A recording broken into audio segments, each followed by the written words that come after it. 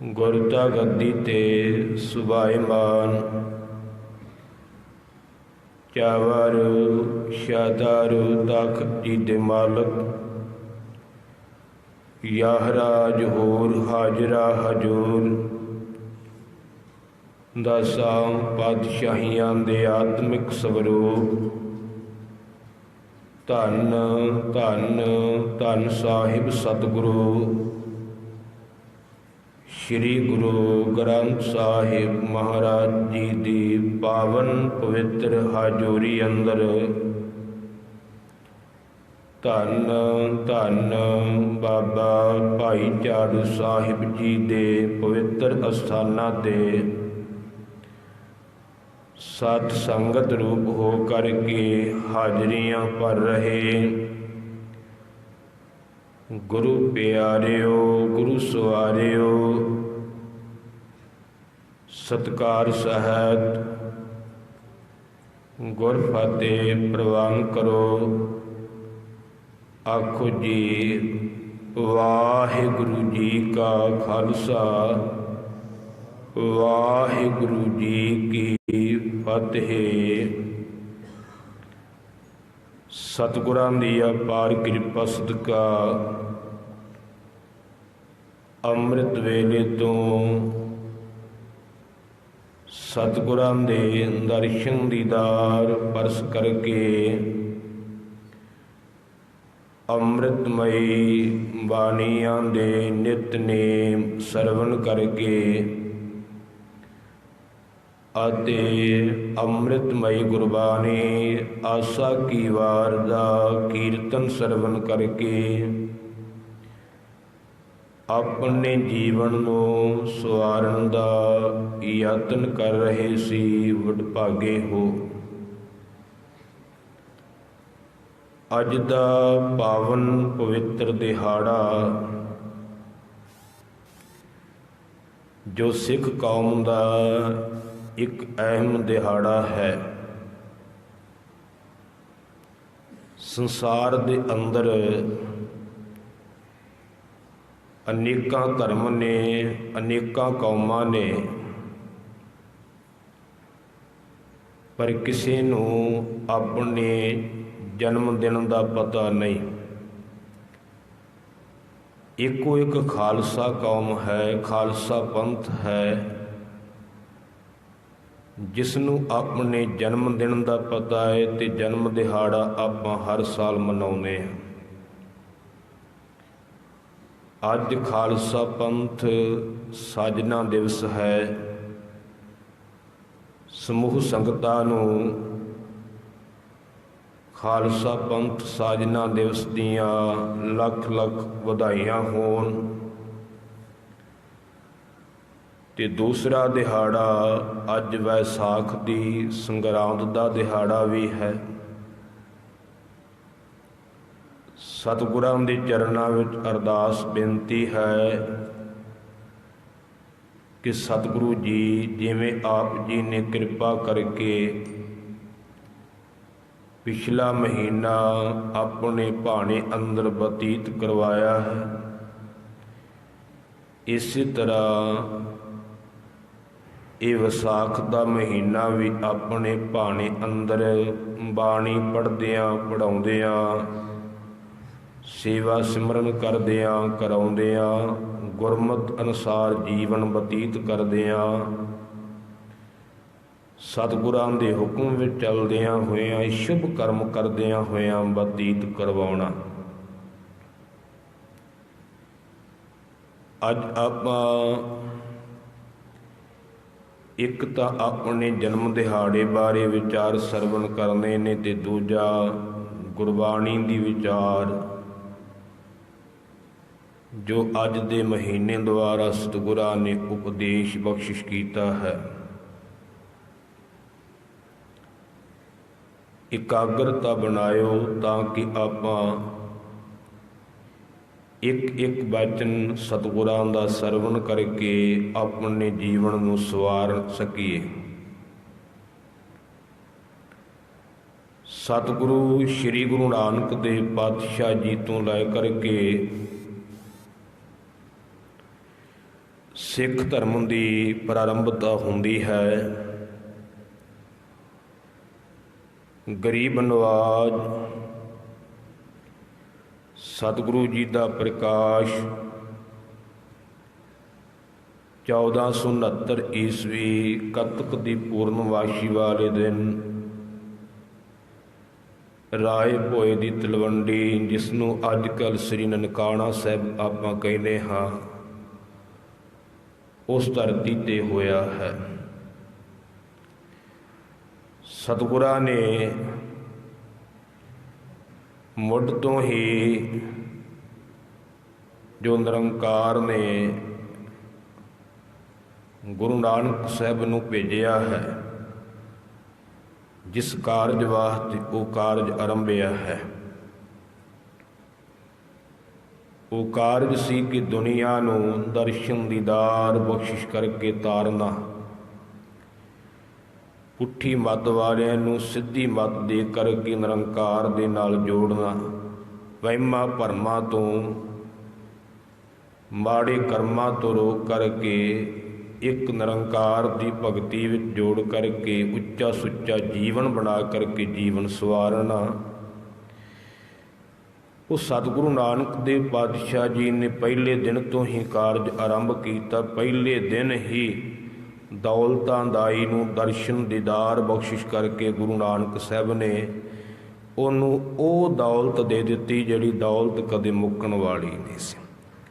ਅੱਗੇ ਤੇ ਦੁਨਿਆਵੀ ਦੌਲਤ ਪਿੱਛੇ ਦੌੜਦੀ ਸੀ, ਪਰ ਜਿਸ ਦਿਨ ਤੋਂ ਪਹਿਲੇ ਦਿਨ ਪ੍ਰਕਾਸ਼ ਵਾਲੇ ਦਿਨ ਹੀ ਦੌਲਤਾਂ ਦਾਈ ਨੂੰ ਸਭ ਤੋਂ ਪਹਿਲਾ ਦਰਸ਼ਨ ਹੋਇਆ। ਗੁਰੂ ਨਾਨਕ ਸਾਹਿਬ ਦਾ ਦਰਸ਼ਨ ਹੋਇਆ ਤਾਂ ਉਹਦੇ ਮਨ ਦੇ ਵਿੱਚੋਂ ਮਾਇਆ ਦੀ ਭੁੱਖ ਸਦਾ ਵਾਸਤੇ ਦੂਰ ਹੋ ਗਈ। ਅਨੇਕਾਂ ਕੌਤਕ ਕੀਤੇ। ਇਹ ਸਿੱਖ ਦੀ ਘਾਟ ਗੁਰੂ ਨਾਨਕ ਸਾਹਿਬ ਜੀ ਤੋਂ ਘੜਨੀ ਪ੍ਰਾਰੰਭ ਹੋਈ। ਜਾਂ ਇਉਂ ਕਹਿ ਲਓ ਕਿ ਖਾਲਸੇ ਦੀ ਤਸਵੀਰ ਦੀ ਤਿਆਰੀ ਗੁਰੂ ਨਾਨਕ ਸਾਹਿਬ ਨੇ ਪ੍ਰਾਰੰਭ ਕੀਤੀ। ਖਾਲਸੇ ਦੀ ਤਸਵੀਰ ਤਿਆਰ ਕੀਤੀ ਤੇ ਬਾਕੀ ਸਤਿਗੁਰਾਂ ਨੇ ਉਹਦੇ ਵਿੱਚ ਵੱਖਰੇ ਵੱਖਰੇ ਰੰਗ ਭਰ ਦਿੱਤੇ ਨੇ। ਧੰਨ ਗੁਰੂ ਅੰਗਦ ਦੇਵ ਪਾਤਸ਼ਾਹ ਨੇ ਉਹਦੇ ਵਿੱਚ ਹੁਕਮ ਮੰਨਣ ਦਾ ਰੰਗ ਭਰਿਆ ਹੈ ਕਿ ਕਿਵੇਂ ਗੁਰੂ ਦਾ ਹੁਕਮ ਮੰਨ ਕਰਕੇ ਜੀਵਨ ਸਵਾਰਨਾ ਹੈ। ਤੀਸਰੇ ਪਾਤਸ਼ਾਹ ਜੀ ਨੇ ਸੇਵਾ ਦਾ ਸਿਮਰਨ ਦਾ ਰੰਗ ਭਰਿਆ ਹੈ। ਚੌਥੇ ਪਾਤਸ਼ਾਹ ਜੀ ਨੇ ਰਿਸ਼ਤਿਆਂ ਤੋਂ ਉੱਪਰ ਉੱਠ ਕਰਕੇ ਸਤਿਗੁਰੂ ਦੀ ਸੇਵਾ ਕਰਕੇ ਕਿਵੇਂ ਜੀਵਨ ਸਵਾਰਨਾ ਹੈ। ਸਭ ਤੋਂ ਉੱਤਮ ਰਿਸ਼ਤਾ ਗੁਰੂ ਦਾ ਹੈ, ਸੰਗਤ ਦਾ ਹੈ, ਇਹ ਰੰਗ ਭਰਿਆ ਹੈ।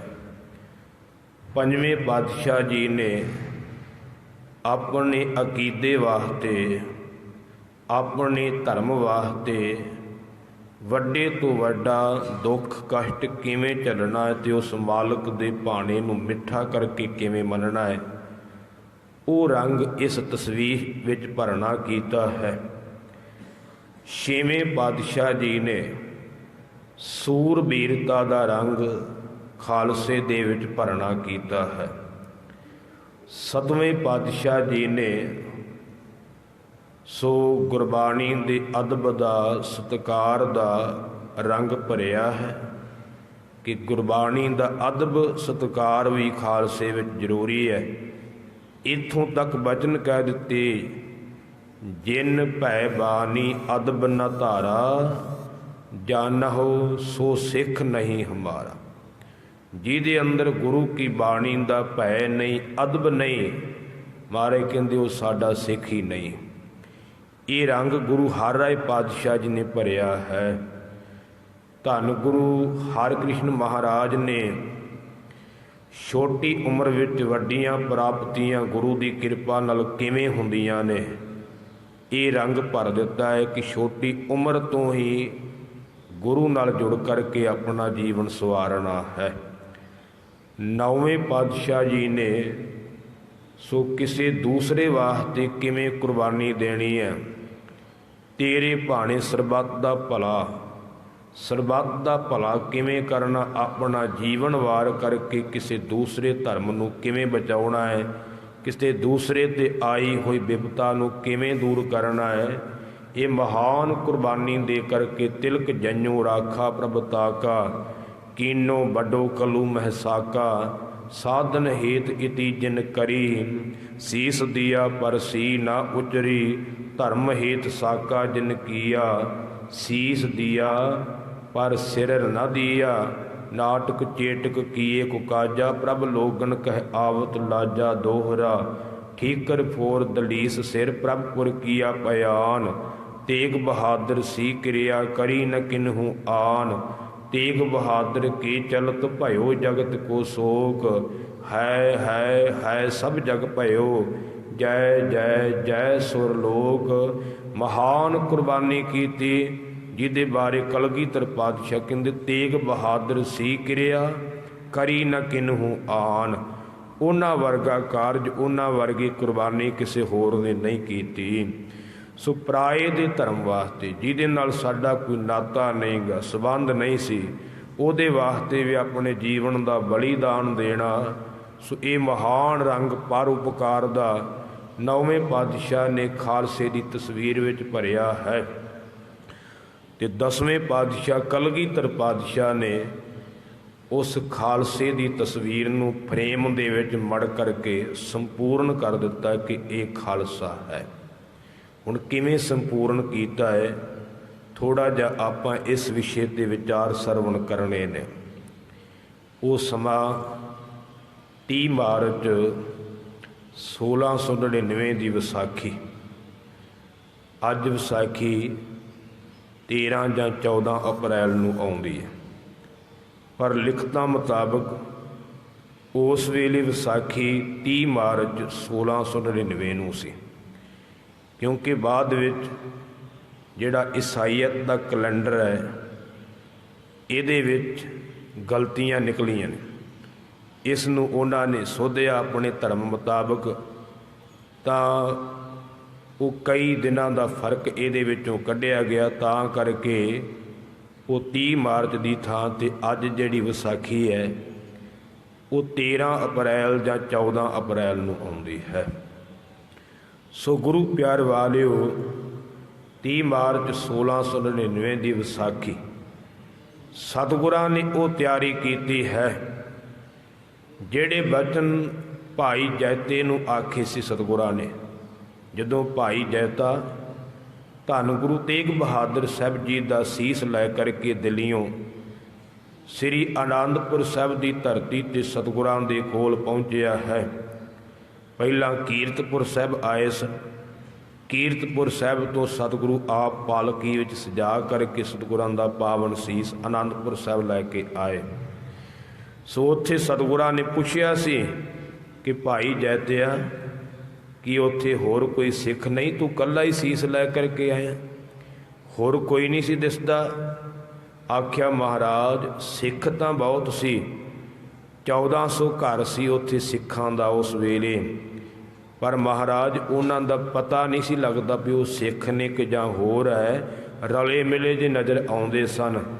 ਸਤਿਗੁਰੂ ਕਲਗੀਧਰ ਪਾਤਸ਼ਾਹ ਨੇ ਉਸ ਵੇਲੇ ਆਖਿਆ ਸੀ ਕਿ ਭਾਈ ਜੈਤਿਆ, ਮੈਂ ਇਹੋ ਜਿਹਾ ਸਿੰਘ ਸਾਜਾਂਗਾ, ਖਾਲਸਾ ਬਣਾਵਾਂਗਾ ਜਿਹੜਾ ਲੱਖਾਂ ਕਰੋੜਾਂ ਅਰਬਾਂ ਖਰਬਾਂ ਦੇ ਵਿੱਚ ਖੜਾ ਹੋਇਆ ਇਕੱਲਾ ਨਜ਼ਰ ਆਵੇਗਾ ਕਿ ਆਓ ਗੁਰੂ ਗੋਬਿੰਦ ਸਿੰਘ ਦਾ ਖਾਲਸਾ ਖੜਾ ਹੈ। ਉਹ ਬਚਨ ਪੂਰੇ ਕਰਨ ਵਾਸਤੇ ਸਤਿਗੁਰਾਂ ਨੇ ਵੱਖਰੇ ਵੱਖਰੇ ਇਲਾਕਿਆਂ ਦੇ ਵਿੱਚ ਹੁਕਮਨਾਮੇ ਲਿਖ ਕਰਕੇ ਭੇਜੇ ਨੇ ਕਿ ਸਾਰੀਆਂ ਸੰਗਤਾਂ ਇਸ ਵਾਰ ਵਿਸਾਖੀ ਦੇ ਪੁਰਬ 'ਤੇ ਤਖਤ ਸ੍ਰੀ ਕੇਸਗੜ੍ਹ ਸਾਹਿਬ ਅਨੰਦਪੁਰ ਸਾਹਿਬ ਪਹੁੰਚਣ। ਧਿਆਨ ਦੇਣਾ ਗੁਰੂ ਪਿਆਰ ਵਾਲਿਓ, ਸਤਿਗੁਰਾਂ ਦੇ ਹੁਕਮਨਾਮੇ ਗਏ, ਸੰਗਤਾਂ ਬਹੁ ਗਿਣਤੀ ਵਿੱਚ ਚੱਲ ਕਰਕੇ ਅਨੰਦਪੁਰ ਸਾਹਿਬ ਦੀ ਧਰਤੀ 'ਤੇ ਆਈਆਂ ਨੇ। ਸੋ ਮੈਂ ਇੱਥੇ ਤੁਹਾਡੇ ਸਾਹਮਣੇ ਉਸ ਮੌਕੇ ਦੇ ਸੂਏ ਦੀ ਇੱਕ ਰਿਪੋਰਟ ਸੁਣਾ ਦੇਵਾਂ ਤਾਂ ਕਿ ਸੌਖਾ ਹੋ ਜਾਵੇਗਾ।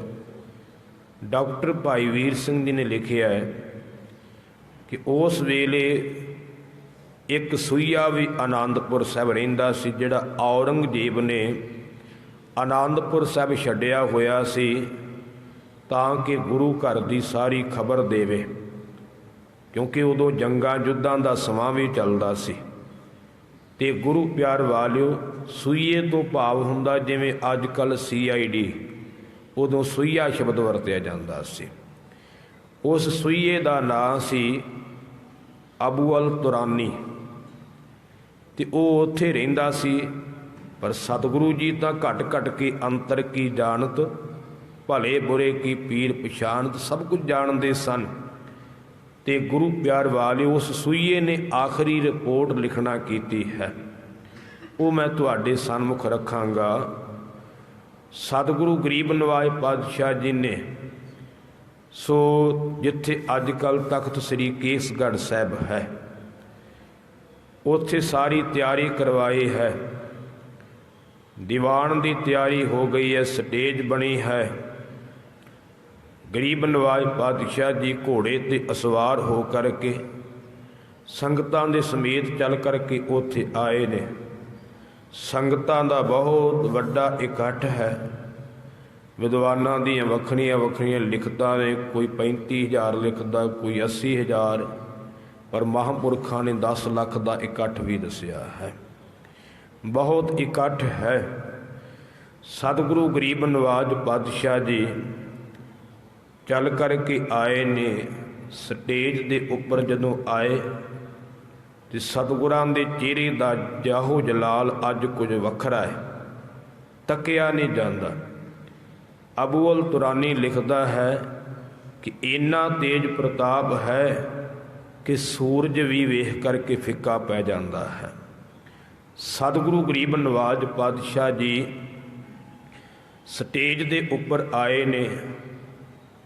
ਤਲਵਾਰ ਕਿਰਪਾਨ ਮਿਆਨੋਂ ਬਾਹਰ ਕੀਤੀ, ਹੱਥ ਵਿੱਚ ਲਹਿਰਾਈ ਹੈ, ਤੇ ਗਰਜਵੀਂ ਆਵਾਜ਼ ਦੇ ਵਿੱਚ ਉਸ ਵੇਲੇ ਸਤਿਗੁਰਾਂ ਨੇ ਆਖਿਆ ਹੈ, ਐ ਸਾਧ ਸੰਗਤ ਜੀ, ਐ ਗੁਰੂ ਪਿਆਰਿਓ, ਅੱਜ ਗੁਰੂ ਨਾਨਕ ਦੇ ਘਰ ਨੂੰ ਇੱਕ ਸਿਰ ਦੀ ਲੋੜ ਹੈ। ਕੋਈ ਐਸਾ ਪਿਆਰਾ ਉੱਠੇ ਜਿਹੜਾ ਆਪਣਾ ਸੀਸ ਗੁਰੂ ਨਾਨਕ ਦੇ ਘਰ ਵਿੱਚ ਭੇਟਾ ਕਰੇ। ਉਸ ਵੇਲੇ ਸਨਾਟਾ ਛਾ ਗਿਆ ਹੈ। ਕੋਈ ਮੂੰਹ ਉੱਪਰ ਨਹੀਂ ਚੁੱਕਦਾ ਪਿਆ। ਸਿਰ ਦੇਣਾ ਕਿਤੇ ਸੌਖਾ ਜਿਹਾ ਕਰਮ ਹੈ। ਦੂਜੀ ਵਾਰ ਸਤਿਗੁਰਾਂ ਨੇ ਦੁਬਾਰਾ ਫਿਰ ਇਸੇ ਤਰ੍ਹਾਂ ਗਰਜਵੀਂ ਆਵਾਜ਼ ਦੇ ਵਿੱਚ ਤਲਵਾਰ ਕਿਰਪਾਨ ਲਹਿਰਾਉਂਦਿਆਂ ਹੋਇਆਂ ਬਚਨ ਕੀਤਾ ਹੈ ਕਿ ਗੁਰੂ ਨਾਨਕ ਦੇ ਘਰ ਨੂੰ ਅੱਜ ਇੱਕ ਸੀਸ ਦੀ ਲੋੜ ਹੈ। ਕੋਈ ਐਸਾ ਉੱਠੇ ਜਿਹੜਾ ਆਪਣਾ ਸਿਰ ਗੁਰੂ ਨਾਨਕ ਦੇ ਘਰ ਨੂੰ ਦੇਵੇ। ਫਿਰ ਕੋਈ ਨਹੀਂ ਉੱਠਿਆ। ਜਦੋਂ ਤੀਸਰੀ ਵਾਰ ਸਤਿਗੁਰੂ ਗਰੀਬ ਨਵਾਜ ਪਾਤਸ਼ਾਹ ਨੇ ਕਿਰਪਾਨ ਨੂੰ ਲਹਿਰਾਇਆ, ਗਰਜਵੀਂ ਆਵਾਜ਼ ਵਿੱਚ ਤੀਸਰੀ ਵਾਰ ਸਿਰ ਮੰਗਿਆ ਹੈ, ਤਾਂ ਉਸ ਵੇਲੇ ਸੰਗਤ ਵਿੱਚੋਂ ਇੱਕ ਸਿੱਖ ਉੱਠ ਕਰਕੇ ਖੜਾ ਹੋਇਆ, ਗਲ ਵਿੱਚ ਪੱਲਾ ਪਾਇਆ, ਚੱਲ ਕਰਕੇ ਸਟੇਜ ਦੇ ਨੇੜੇ ਆਇਆ, ਕਲਗੀਧਰ ਪਾਤਸ਼ਾਹ ਨੂੰ ਮੱਥਾ ਟੇਕਿਆ ਹੈ, ਹੱਥ ਜੋੜ ਕਰਕੇ ਮਾਫੀ ਮੰਗੀ। ਸੱਚੇ ਪਾਤਸ਼ਾਹ, ਤੁਸੀਂ 2 ਵਾਰ ਬਚਨ ਕਿਹਾ ਸੀ, ਮੈਂ ਉਦੋਂ ਬਚਨ ਨਹੀਂ ਮੰਨ ਸਕਿਆ, ਇਸ ਗੱਲ ਦੀ ਮੈਨੂੰ ਮੁਆਫੀ ਦਿਓ। ਸੱਚੇ ਪਾਤਸ਼ਾਹ, ਇਹ ਸੀਸ ਹਾਜ਼ਰ ਹੈ। ਸਤਿਗੁਰੂ ਗਰੀਬ ਨਵਾਜ ਪਾਤਸ਼ਾਹ ਕਹਿਣ ਲੱਗੇ, ਪਹਿਲਾਂ ਸਾਨੂੰ ਇਹ ਦੱਸ ਕਿ ਕਿਤੇ ਤੂੰ ਘਰੋਂ ਲੜ ਕੇ ਤਾਂ ਨਹੀਂ ਆਇਆ? ਦੁਖੀ ਤਾਂ ਨਹੀਂ, ਕਿਉਂਕਿ ਬੰਦਾ ਦੁਖੀ ਹੋਇਆ ਤੇ ਮਰਨ ਨੂੰ ਤਿਆਰ ਹੀ ਹੁੰਦਾ ਹੈ। ਆਖਿਆ, ਨਹੀਂ ਸੱਚੇ ਪਾਤਸ਼ਾਹ, ਮੈਂ ਆਪਣੀ ਖੁਸ਼ੀ ਨਾਲ ਆਇਆ ਹਾਂ। ਮਹਾਰਾਜ ਕਹਿਣ ਲੱਗੇ, ਫਿਰ ਸਿੱਖਾ ਤੇਰਾ ਨਾਂ ਕੀ ਹੈ? ਆਖਿਆ, ਸੱਚੇ ਪਾਤਸ਼ਾਹ, ਮੇਰਾ ਨਾਂ ਹੈ ਦਇਆ ਰਾਮ, ਲਾਹੌਰ ਦੇ ਰਹਿਣ ਵਾਲਾ ਮੈਂ ਖੱਤਰੀ ਹਾਂ। ਇਹ ਸੀਸ ਤੁਹਾਡੇ ਚਰਨਾਂ ਵਿੱਚ ਹਾਜ਼ਰ ਹੈ। ਸਤਿਗੁਰੂ ਗਰੀਬ ਨਵਾਜ ਪਾਤਸ਼ਾਹ ਬਹੁਤੇ ਖੁਸ਼ ਹੋਏ, ਕਹਿਣ ਲੱਗੇ, ਜੇ ਲਾਹੌਰ ਤੋਂ ਦਇਆ ਆ ਗਈ ਹੈ ਤੇ ਫਿਰ ਖਾਲਸਾ ਪੰਥ ਚੜ੍ਹਦੀ ਕਲਾ ਵੱਲ ਜਾਵੇਗਾ, ਕਿਉਂਕਿ ਲਾਹੌਰ ਦੀ ਧਰਤੀ ਤੇ ਉਦੋਂ ਦਇਆ ਨਹੀਂ ਸੀ। ਲਾਹੌਰ ਦੀ ਧਰਤੀ ਤੇ ਬੜੇ ਜ਼ੁਲਮ ਹੋਏ ਆ, ਸਿੱਖਾਂ ਤੇ ਵੀ ਬੜੇ ਹੋਏ ਆ। ਭਾਈ ਮਣੀ ਸਿੰਘ ਜੀ ਵਰਗਿਆਂ ਦਾ ਵੀ ਉੱਥੇ ਬੰਦ ਕੱਟਿਆ ਗਿਆ। सो गुरु प्यार वालियो गुरबाणी में भी लिखिया है, लाहौर शहर जहर कहर सवा पहर उथे ते जहर कहर ही वरतदा रहिंदा सी। महाराज कहंदे जे लाहौर तो दया आ गई है तो फिर धर्म जरूर चलेगा, खालसा पंथ चढ़दियां कलां वल जावेगा। हुण विद्वानां दी राय है कि सतगुरां ने पासे तंबू लाए सन अते भाई दया सिंह जी नूं तंबू विच लै करके चले गए। अंदर जा करके भाई साहब जी दा सीस जिहड़ा धड़ दे नालों वखरा कर दिता। पर अबूअल तुरानी कुछ होर लिखदा है, वो कहंदा नहीं, सतगुरां ने सारियां दे सामने स्टेज दे उपर ही किरपान दा भरवां वार कीता है ते दया राम दा सिर जिहड़ा है धड़ दे नालों वखरा कर दिता है। हुण किरपान लहू नाल लिबड़ी हुई चोंदी पई है। गरीब नवाज पातशाह दोबारा स्टेज ते उच्ची गरजवीं आवाज़ विच वचन करदे ने, संगत जी एक सिर सानू होर चाहिदा, कोई ऐसा सिख उठे जिहड़ा अपना सिर हाजिर करे। दूजी वार फिर भाई धर्मचंद उठे ने। सो गुरु प्यार वालियो सतगुरां ने पूछया भी कित्थों आए जे, की ना है? आख्या जी धर्मचंद, मैं दिल्ली दे हसनापुर दा रहन वाला हाँ। महाराज खुश होए, कहंदे जे दिल्लीओं धर्म आ गया है तो फिर धर्म चलेगा। सतगुरां ने किरपान दा वार कीता ते सीस धड़ दे नालों वखरा कर दिता है। तीजी अवार सिर मंगिया है तो भाई हिम्मत दास उठ करके खड़े होए ने, गल विच पल्ला पाया, मत्था टेकिया, सतगुरु जी सीस हाजिर है। गरीब नवाज बादशाह ने उस वेले उस ते भी वार कीता ते सीस धड़ दे नालों वखरा कर दिता है। चौथी वार सिर मंगिया, भाई मोहकम चंद जी उठ करके आए, महाराज सीस हाजिर है। सतगुरां ने किरपान दा वार कीता ते सीस धड़ दे नालों वखरा कर दिता। पंजवीं वार सिर मंगिया ते गुरु प्यार वाले उस वेले भाई साहिब चंद उठ करके आए, गल विच पल्ला पाया ते सतगुरां दे अगे हाजिर होए, मत्था टेकिया, सच्चे पातशाह सीस हाजिर है। महाराज ने सारियां दे सामने ही किरपान दा वार कीता ते सीस धड़ दे नालों वखरा कर दिता।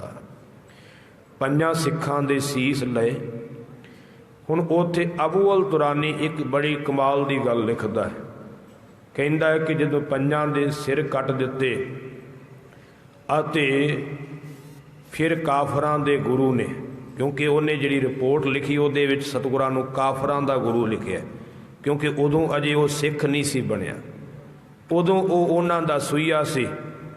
फिर काफरां दे गुरु ने खून साफ कीता है, उन्हां पंजां शरीरां नूं एक लाइन वाइज टिकाया है ते उन्हां पंजां दे सिर जिहड़े सी ਉਹ आपस ਵਿੱਚ ਰਲਾ ਮਿਲਾ ਦਿੱਤੇ, एक दूजे ਨੂੰ जोड़ करके रख दिते है, ਉੱਪਰ चिट्टे वस्त्र पा दिते है। ਅਤੇ फिर गुरु गोबिंद सिंह जी ने हिकमत ਦੇ ਨਾਲ सो गुरु प्यार वालिओ अपनी कलाम ਦੇ ਨਾਲ ਉਹਨਾਂ ਪੰਜਾਂ ਨੂੰ ਸੁਰਜੀਤ ਕੀਤਾ। ਕਿਵੇਂ ਸੁਰਜੀਤ ਕੀਤਾ ਉਹ ਲਿਖਦਾ ਹੈ कि उस वेले गुरु गोबिंद सिंह जी ने एक कड़ाही मंगवाई जिसनों कुंडे नहीं सन, आपां उहनूं सरबलोह दा बाटा कहने, क्योंकि जिन्हों कुंडे नहीं हुंदे, सरबलोह दा गोल आकार दा बाटा, वो बाटा मकाया। फिर वो अगे लिखदा है एक सुनहरा लिआंदा जिहड़ा थल्ले रखिआ जंदा, जिन्हों आपां कूंडा शब्द भी वरत रहिंदे हां। सो गुरु प्यार वालिओ ਉਹਦੇ ਵਿੱਚ ਸਤਲੁਜ ਦਰਿਆ ਦਾ ਜਲ ਪਾਇਆ। ਇੰਨੇ ਚਿਰ ਨੂੰ ਕਾਫਰਾਂ ਦੀ ਇੱਕ ਔਰਤ ਆਈ, ਉਹ ਲਿਖਦਾ ਹੈ ਉਸਨੇ ਆਪਣੀ ਝੋਲੀ ਵਿੱਚੋਂ ਪਤਾਸੇ ਉਹਦੇ ਵਿੱਚ ਪਾ ਦੇਣਾ ਕੀਤੇ ਨੇ। ਅਤੇ ਫਿਰ ਉਹ ਲਿਖਦਾ ਹੈ ਕਿ ਉਹਦੇ ਵਿੱਚ ਕਾਫਰਾਂ ਦੇ ਗੁਰੂ ਨੇ ਕੋਈ ਘੰਟੇ ਦੇ ਕਰੀਬ ਲਗਾਤਾਰ ਕਿਰਪਾਨ ਘਸਾਈ। ਕਿਰਪਾਨ ਘਸਾਈ ਸ਼ਬਦ ਲਿਖਿਆ ਕਿਉਂਕਿ ਉਹਨੂੰ ਕੋਈ ਖੰਡੇ ਬਾਰੇ ਕੋਈ ਬਹੁਤਾ ਗਿਆਨ ਨਹੀਂ ਸੀ। ਤੇ ਫਿਰ ਆਪਣੀ ਕਲਾਮ ਪੜ੍ਹਦੇ ਰਹੇ ਤੇ ਕੋਈ ਘੰਟੇ ਦੇ ਕਰੀਬ ਸਮਾਂ ਲੱਗਾ ਤੇ ਕਲਾਮ ਪੜ੍ਹ ਕਰਕੇ ਤਿਆਰ ਕੀਤਾ, ਆਬੇ ਹਯਾਤ ਤਿਆਰ ਹੋਇਆ। ਆਪਾਂ ਅੰਮ੍ਰਿਤ ਕਹਿੰਦੇ, ਉਹ ਫਾਰਸੀ ਦੇ ਵਿੱਚ ਆਬੇ ਹਯਾਤ ਕਹਿੰਦੇ ਨੇ। ਸੋ ਉਸ ਵੇਲੇ ਜਦੋਂ ਤਿਆਰੀ ਹੋ ਗਈ, ਅੱਗੇ ਉਹ ਲਿਖਦਾ ਹੈ ਕਿ ਫਿਰ ਕਾਫਰਾਂ ਦੇ ਗੁਰੂ ਨੇ ਉਹ ਆਬੇ ਹਯਾਤ ਲੈ ਕਰਕੇ ਉਹਨਾਂ ਪੰਜਾਂ ਦੇ ਸਰਾਣੇ ਵੱਲ ਬੈਠਣਾ ਕੀਤਾ ਹੈ। ਪਹਿਲੇ ਦੇ ਮੁਖ ਤੋਂ ਬਸਤਰ ਚੁੱਕਿਆ, ਉਹ ਆਬੇ ਹਯਾਤ ਉਹਦੇ ਮੁਖ ਵਿੱਚ ਪਾ ਕਰਕੇ ਆਖਿਆ, ਬੋਲ ਵਾਹਿਗੁਰੂ ਜੀ ਕਾ ਖਾਲਸਾ ਵਾਹਿਗੁਰੂ ਜੀ ਕੀ ਫਤਿਹ। ਤਾਂ ਉਸ ਵੇਲੇ ਉਹ ਸਿੱਖ ਉੱਠ ਕਰਕੇ ਬੈਠ ਗਿਆ। ਧਿਆਨ ਦੇਣਾ, ਦੂਜੇ ਦੇ ਮੁਖ ਵਿੱਚ ਪਾਇਆ, ਉਹ ਵੀ ਇਸੇ ਤਰ੍ਹਾਂ ਉੱਠ ਕਰਕੇ ਬੈਠ ਗਿਆ, ਫਤਿਹ ਗਜਾਈ। ਤੀਸਰੇ ਦੇ ਮੁਖ ਪਾਇਆ, ਚੌਥੇ ਦੇ ਮੁਖ ਵਿੱਚ ਪਾਇਆ, ਪੰਜਵੇਂ ਦੇ ਮੁਖ ਵਿੱਚ ਪਾਇਆ। ਇਉਂ ਪੰਜਾਂ ਹੀ ਸਿੱਖਾਂ ਨੂੰ ਸੁਰਜੀਤ ਕੀਤਾ। ਸਾਰੀ ਸੰਗਤ, ਸਾਰੇ ਲੋਕ ਉਸ ਵੇਲੇ ਮੰਤਰ ਮੁਗਧ ਹੋਏ ਪਏ ਸਨ। ਕਿਸੇ ਦੀ ਨਿਗਾਹ ਇੱਧਰ ਉੱਧਰ ਨਹੀਂ ਸੀ ਹਿਲਦੀ। ਇਉਂ ਜਿਵੇਂ ਕਹਿੰਦੇ ਸੱਪ ਜਿਹੜਾ ਹੈ ਉਹ ਬੀਣ 'ਤੇ ਮਸਤ ਹੋਇਆ ਹੁੰਦਾ ਹੈ, ਮੰਤਰਾਂ ਨਾਲ ਕੀਲਿਆ ਜਾਂਦਾ ਹੈ। ਇਉਂ ਸਾਰੇ ਲੋਕ ਸਤਿਗੁਰਾਂ ਦੇ ਇਸ ਅਗੰਮੀ ਕੌਤਕ ਤੇ ਮੰਤਰ ਮੁਗਧ ਹੋਏ ਸਤਿਗੁਰਾਂ ਨੂੰ ਇੱਕ ਟੱਕ ਦੇਖਦੇ ਪਏ ਨੇ। ਫਿਰ ਉਹ ਲਿਖਦਾ ਹੈ ਕਿ ਸਤਿਗੁਰੂ ਜੀ ਉਹਨਾਂ ਪੰਜਾਂ ਨੂੰ ਆਪਣੇ ਨਾਲ ਲੈ ਕਰਕੇ ਤੰਬੂ ਵਿੱਚ ਗਏ। ਤੰਬੂ ਦੇ ਵਿੱਚ ਜਾ ਕਰਕੇ ਉਹਨਾਂ ਨੂੰ ਇੱਕੋ ਜਿਹੇ ਬਾਣੇ ਪਹਿਰਾਏ, ਇੱਕੋ ਜਿਹੀਆਂ ਦਸਤਾਰਾਂ ਸਜਾਈਆਂ ਨੇ, ਇੱਕੋ ਜਿਹੇ ਸ਼ਸਤਰ ਸਜਾਏ ਨੇ। ਆਪ ਵੀ ਉਹਨਾਂ ਵਰਗਾ ਦਸਤਾਰਾ ਤੇ ਉਹਨਾਂ ਵਰਗੇ ਸ਼ਸਤਰ ਬਸਤਰ ਸਜਾਏ ਨੇ। ਉਹ ਅਬੂਅਲ ਤੁਰਾਨੀ ਲਿਖਦਾ ਹੈ ਕਿ ਜਦੋਂ ਦੁਬਾਰਾ ਸਟੇਜ 'ਤੇ ਸਤਿਗੁਰੂ ਜੀ ਕਾਫਰਾਂ ਦੇ ਗੁਰੂ ਵਾਪਸ ਆਏ ਨੇ, ਮੈਂ ਦੇਖ ਕੇ ਹੈਰਾਨ ਸਾਂ। 6 ਆਏ ਨੇ ਤੇ ਮੈਨੂੰ ਇਹ ਪਹਿਚਾਣ ਨਹੀਂ ਆਈ ਕਿ ਉਹਨਾਂ ਵਿੱਚੋਂ ਗੁਰੂ ਗੋਬਿੰਦ ਸਿੰਘ ਕੌਣ ਹੈ। ਉਹ 6 ਦੇ 6 ਹੀ ਗੁਰੂ ਗੋਬਿੰਦ ਸਿੰਘ ਨਜ਼ਰ ਆਉਂਦੇ ਸਨ, ਇੱਕੋ ਸਰੂਪ ਉਹਨਾਂ ਦਾ ਨਜ਼ਰ ਆਉਂਦਾ ਸੀ। ਤੇ ਉਹ ਫਿਰ ਇਸ ਤੋਂ ਅੱਗੇ ਲਿਖਦਾ ਅਬੂਅਲ ਤੁਰਾਨੀ ਕਿ ਐ ਔਰੰਗਜ਼ੇਬ ਬਾਦਸ਼ਾਹ, ਇਹ ਮੇਰੀ ਆਖਰੀ ਰਿਪੋਰਟ ਹੈ, ਮੇਰੇ ਕੋਲ ਰਿਹਾ ਨਹੀਂ ਗਿਆ। ਜਦੋਂ ਗੁਰੂ ਗੋਬਿੰਦ ਸਿੰਘ ਨੇ ਪੰਜਾਂ ਨੂੰ ਸੁਰਜੀਤ ਕੀਤਾ, ਇੱਕੋ ਰੂਪ ਦਿੱਤਾ, ਉਹਨਾਂ ਦੇ ਨਾਮ ਵੀ ਬਦਲ ਦਿੱਤੇ। ਦਇਆ ਰਾਮ ਤੋਂ ਦਇਆ ਸਿੰਘ ਬਣਾ ਦਿੱਤਾ, ਧਰਮ ਚੰਦ ਨੂੰ ਧਰਮ ਸਿੰਘ ਬਣਾ ਦਿੱਤਾ, ਹਿੰਮਤ ਦਾਸ ਨੂੰ ਹਿੰਮਤ ਸਿੰਘ ਬਣਾ ਦਿੱਤਾ, ਮੁਹਕਮ ਚੰਦ ਨੂੰ ਮੁਹਕਮ ਸਿੰਘ ਬਣਾ ਦਿੱਤਾ, ਸਾਹਿਬ ਚੰਦ ਨੂੰ ਸਾਹਿਬ ਸਿੰਘ ਬਣਾ ਦਿੱਤਾ ਹੈ। ਸੋ ਉਸ ਵੇਲੇ ਉਹ ਫਿਰ ਲਿਖਦਾ ਹੈ ਕਿ ਮੈਂ ਇੱਕ ਹੋਰ ਵੀ ਅਚਰਜ ਖੇਡ ਦੇਖੀ ਹੈ। ਜਿਨ੍ਹਾਂ ਪੰਜਾਂ ਨੂੰ ਆਬੇ ਹਯਾਤ ਗੁਰੂ ਗੋਬਿੰਦ ਸਿੰਘ ਨੇ ਕਾਫਰਾਂ ਦੇ ਗੁਰੂ ਨੇ ਦਿੱਤਾ ਹੈ, ਉਹਨਾਂ ਪੰਜਾਂ ਦੇ ਅੱਗੇ ਫਿਰ ਗੁਰੂ ਗੋਬਿੰਦ ਸਿੰਘ ਵੀ ਹੱਥ ਜੋੜ ਕਰਕੇ ਤੇ ਬੈਠ ਗਿਆ ਹੈ। ਬੇਨਤੀ ਕਰਦਾ ਹੈ ਕਿ ਇਹ ਅੰਮ੍ਰਿਤ ਜਿਹੜਾ ਮੈਨੂੰ ਵੀ ਦੇਣਾ ਕਰੋ। ਧਿਆਨ ਦੇਣਾ। ਉਸ ਵੇਲੇ ਭਾਈ ਦਇਆ ਸਿੰਘ ਕਹਿਣ ਲੱਗੇ, ਮਹਾਰਾਜ ਇਹ ਕਿਵੇਂ ਹੋ ਸਕਦੇ ਹੈ ਕਿ ਅਸੀਂ ਆਮ ਇਨਸਾਨ ਹਾਂ, ਅਸੀਂ ਮਲ ਮੂਤ ਦੀ ਦੇਹੀ ਵਾਲੇ ਹਾਂ, ਤੁਸੀਂ ਪਰਮੇਸ਼ਰ ਹੋ ਤੇ ਅਸੀਂ ਗੁਰੂ ਪਰਮੇਸ਼ਰ ਨੂੰ ਕਿਵੇਂ ਦੀਖਿਆ ਦੇ ਸਕਦੇ ਹਾਂ? ਗੁਰੂ ਦਾ ਕਰਮ ਹੈ ਆਪਣੇ ਸੇਵਕ ਨੂੰ ਸਿੱਖ ਨੂੰ ਦੀਖਿਆ ਦੇਣੀ, ਪਰ ਅਸੀਂ ਸੇਵਕ ਸਿੱਖ ਗੁਰੂ ਨੂੰ ਕਿਵੇਂ ਦੀਖਿਆ ਦੇ ਸਕਦੇ ਹਾਂ? ਸੱਚੇ ਪਾਤਸ਼ਾਹ ਇਹੋ ਜਿਹਾ ਕਰਮ ਨਾ ਅਜੇ ਤੱਕ ਹੋਇਆ ਹੈ, ਨਾ ਕਿਸੇ ਨੇ ਸੁਣਿਆ ਹੈ ਵੀ ਕਦੀ ਆਪਣੇ ਸੇਵਕ ਨੇ ਆਪਣੇ ਸਿੱਖ ਨੇ ਆਪਣੇ ਗੁਰੂ ਨੂੰ ਇਸ਼ਟ ਨੂੰ ਦੀਖਿਆ ਦਿੱਤੀ ਹੋਵੇ। ਸਤਿਗੁਰੂ ਪਾਤਸ਼ਾਹ ਕਹਿਣ ਲੱਗੇ, ਭਾਈ ਦਇਆ ਸਿੰਘ ਅੱਜ ਮੈਂ ਕੋਈ ਨਵਾਂ ਕਰਮ ਨਹੀਂ ਕਰ ਰਿਹਾ, ਮੈਂ ਤਾਂ ਉਹੀ ਕੁਝ ਕਰ ਰਿਹਾ ਹੈ ਜੋ ਗੁਰੂ ਨਾਨਕ ਦੇਵ ਪਾਤਸ਼ਾਹ ਨੇ ਕੀਤਾ ਹੈ। ਆਖਿਆ ਗੁਰੂ ਨਾਨਕ ਸਾਹਿਬ ਨੇ ਕੀਤਾ? ਮਾਰੇ ਕਹਿੰਦੇ ਹਾਂ, ਗੁਰੂ ਨਾਨਕ ਸਾਹਿਬ ਨੇ ਵੀ ਤਾਂ ਜਦੋਂ ਗੁਰਿਆਈ ਗੁਰੂ ਅੰਗਦ ਸਾਹਿਬ ਨੂੰ ਦੇਣਾ ਕੀਤੀ ਹੈ ਸਿੰਘਾਸਨ ਤੇ ਬਿਠਾ ਕਰਕੇ ਗੁਰੂ ਨਾਨਕ ਸਾਹਿਬ ਨੇ ਵੀ ਆਪਣੇ ਸਿੱਖ ਨੂੰ ਹੀ ਮੱਥਾ ਟੇਕਿਆ। ਗੁਰੂ ਅੰਗਦ ਦੇਵ ਜੀ ਸਿੱਖ ਸੀ ਪਹਿਲਾਂ, ਸਤਿਗੁਰੂ ਨਾਨਕ ਸਾਹਿਬ ਜੀ ਦੇ ਉਹੀ ਕਰਮ ਮੈਂ ਕਰ ਰਿਹਾ, ਇਹਦੇ ਵਿੱਚ ਸ਼ੰਕਾ ਨਾ ਕਰੋ, ਤੁਸੀਂ ਮੈਨੂੰ ਇਹ ਅੰਮ੍ਰਿਤ ਦੀ ਦਾਤ ਦਿਓ। ਸਤਿਗੁਰੂ ਸ਼੍ਰੀ ਗੁਰੂ ਗੋਬਿੰਦ ਸਿੰਘ ਮਹਾਰਾਜ ਨੇ ਉਸ ਵੇਲੇ ਖੰਡੇ ਬਾਟੇ ਦਾ ਅੰਮ੍ਰਿਤ ਪੰਜਾਂ ਪਿਆਰਿਆਂ ਦੇ ਕੋਲੋਂ ਮੰਗ ਕਰਕੇ ਛਕਿਆ। ਅੱਜ ਤੇ ਅਸੀਂ ਏਡੇ ਹੰਕਾਰੀ ਹੋ ਗਏ, ਲੱਖਾਂ ਬੇਨਤੀਆਂ ਕਰੀਦੀਆਂ ਕਿ ਭਾਈ ਅੰਮ੍ਰਿਤ ਛਕ ਲਓ, ਅਸੀਂ ਛਕਣ ਵਾਸਤੇ ਨਹੀਂ ਤਿਆਰ। ਮੰਗਣਾ ਤੇ ਅਸੀਂ ਬੜੀ ਦੂਰ ਦੀ ਗੱਲ, ਆਪ ਮੰਗ ਕੇ ਛਕ ਲਈਏ ਤੇ ਬੜੀ ਵੱਡੀ ਗੱਲ ਹੈ। ਸਾਨੂੰ ਤਾਂ ਬੇਨਤੀਆਂ ਕਰੀਦੀਆਂ ਨੇ ਤਾਂ ਵੀ ਅਸੀਂ ਮੰਨਣ ਵਾਸਤੇ ਤਿਆਰ ਨਹੀਂ। ਪਰ ਧੰਨ ਗੁਰੂ ਕਲਗੀਧਰ ਪਾਤਸ਼ਾਹ ਜਿਨ੍ਹਾਂ ਨੇ ਅੰਮ੍ਰਿਤ ਦੀ ਮਹਾਨਤਾ ਨੂੰ ਦਰਸਾਉਂਦਿਆਂ ਹੋਇਆਂ ਅੰਮ੍ਰਿਤ ਮੰਗ ਕੇ ਛਕਿਆ ਕਿ ਭਾਵੇਂ ਕਿੱਡਾ ਵੱਡਾ ਮਨੁੱਖ ਕੋਈ ਵੀ ਹੋਵੇ ਪਰ ਅੰਮ੍ਰਿਤ ਉਹਦੇ ਵਾਸਤੇ ਜ਼ਰੂਰੀ ਹੈ, ਤੇ ਛਕੇ ਵੀ ਉਹ ਗੁਰੂ ਕੇ ਕੋਲੋਂ ਮੰਗ ਕਰਕੇ ਦਾਤ ਲਵੇ ਤੇ ਫਿਰ ਰਹਿਮਤ ਹੋਵੇਗੀ। ਧਿਆਨ ਦੇਣਾ ਗੁਰੂ ਪਿਆਰ ਵਾਲਿਓ, ਸਤਿਗੁਰੂ ਪਾਤਸ਼ਾਹ ਨੇ ਅੰਮ੍ਰਿਤ ਛਕਿਆ, ਗੋਬਿੰਦ ਰਾਏ ਤੋਂ ਨਾਂ ਗੋਬਿੰਦ ਸਿੰਘ ਰੱਖਿਆ ਗਿਆ। ਉਸ ਵੇਲੇ ਧੰਨ ਗੁਰੂ ਗੋਬਿੰਦ ਸਿੰਘ ਮਹਾਰਾਜ ਕਹਿਣ ਲੱਗੇ, ਭਾਈ ਦਇਆ ਸਿੰਘ ਜੀ ਖਾਲਸਾ ਜੀ ਮੰਗੋ ਜੋ ਮੰਗਣਾ ਜੇ, ਅੱਜ ਅਸੀਂ ਬੜੇ ਖੁਸ਼ ਹਾਂ। ਉਸ ਵੇਲੇ ਭਾਈ ਦਇਆ ਸਿੰਘ ਕਹਿਣ ਲੱਗੇ, ਮਹਾਰਾਜ ਕਿਰਪਾ ਕਰੋ, ਸਦਾ ਤੁਹਾਡੇ ਦਰਸ਼ਨ ਸਾਨੂੰ ਹੁੰਦੇ ਰਹਿਣ, ਸਦਾ ਸਾਡੇ ਅੰਗ ਸੰਗ ਰਹੋ, ਸਾਡੀ ਸਹਾਇਤਾ ਕਰਨੀ, ਸਾਡੇ ਵਿੱਚ ਸਦਾ ਵਾਸਾ ਕਰਨਾ। ਉਦੋਂ ਪਾਤਸ਼ਾਹ ਨੇ ਬਚਨ ਕੀਤੇ ਸੀ। ਮਹਾਰਾਜ ਕਹਿਣ ਲੱਗੇ, ਫੁਨ ਹਮਰੀ ਰਹਿਤ ਜੋ ਰਾਖੈ, ਗੁਰਬਾਣੀ ਰਸ ਨਿਤ ਉਠ ਚਾਕੈ, ਮੈਂ ਤਾਕੈ ਸਦ ਰਹੋ ਸਹਾਇਕ, ਦੁਖ ਬਿਗਨ ਸਗਲੇ ਤਿਨ ਘਾਇਕ। ਇਹ ਲਿਖਤ ਰੂਪ ਬਚਨ ਨੇ।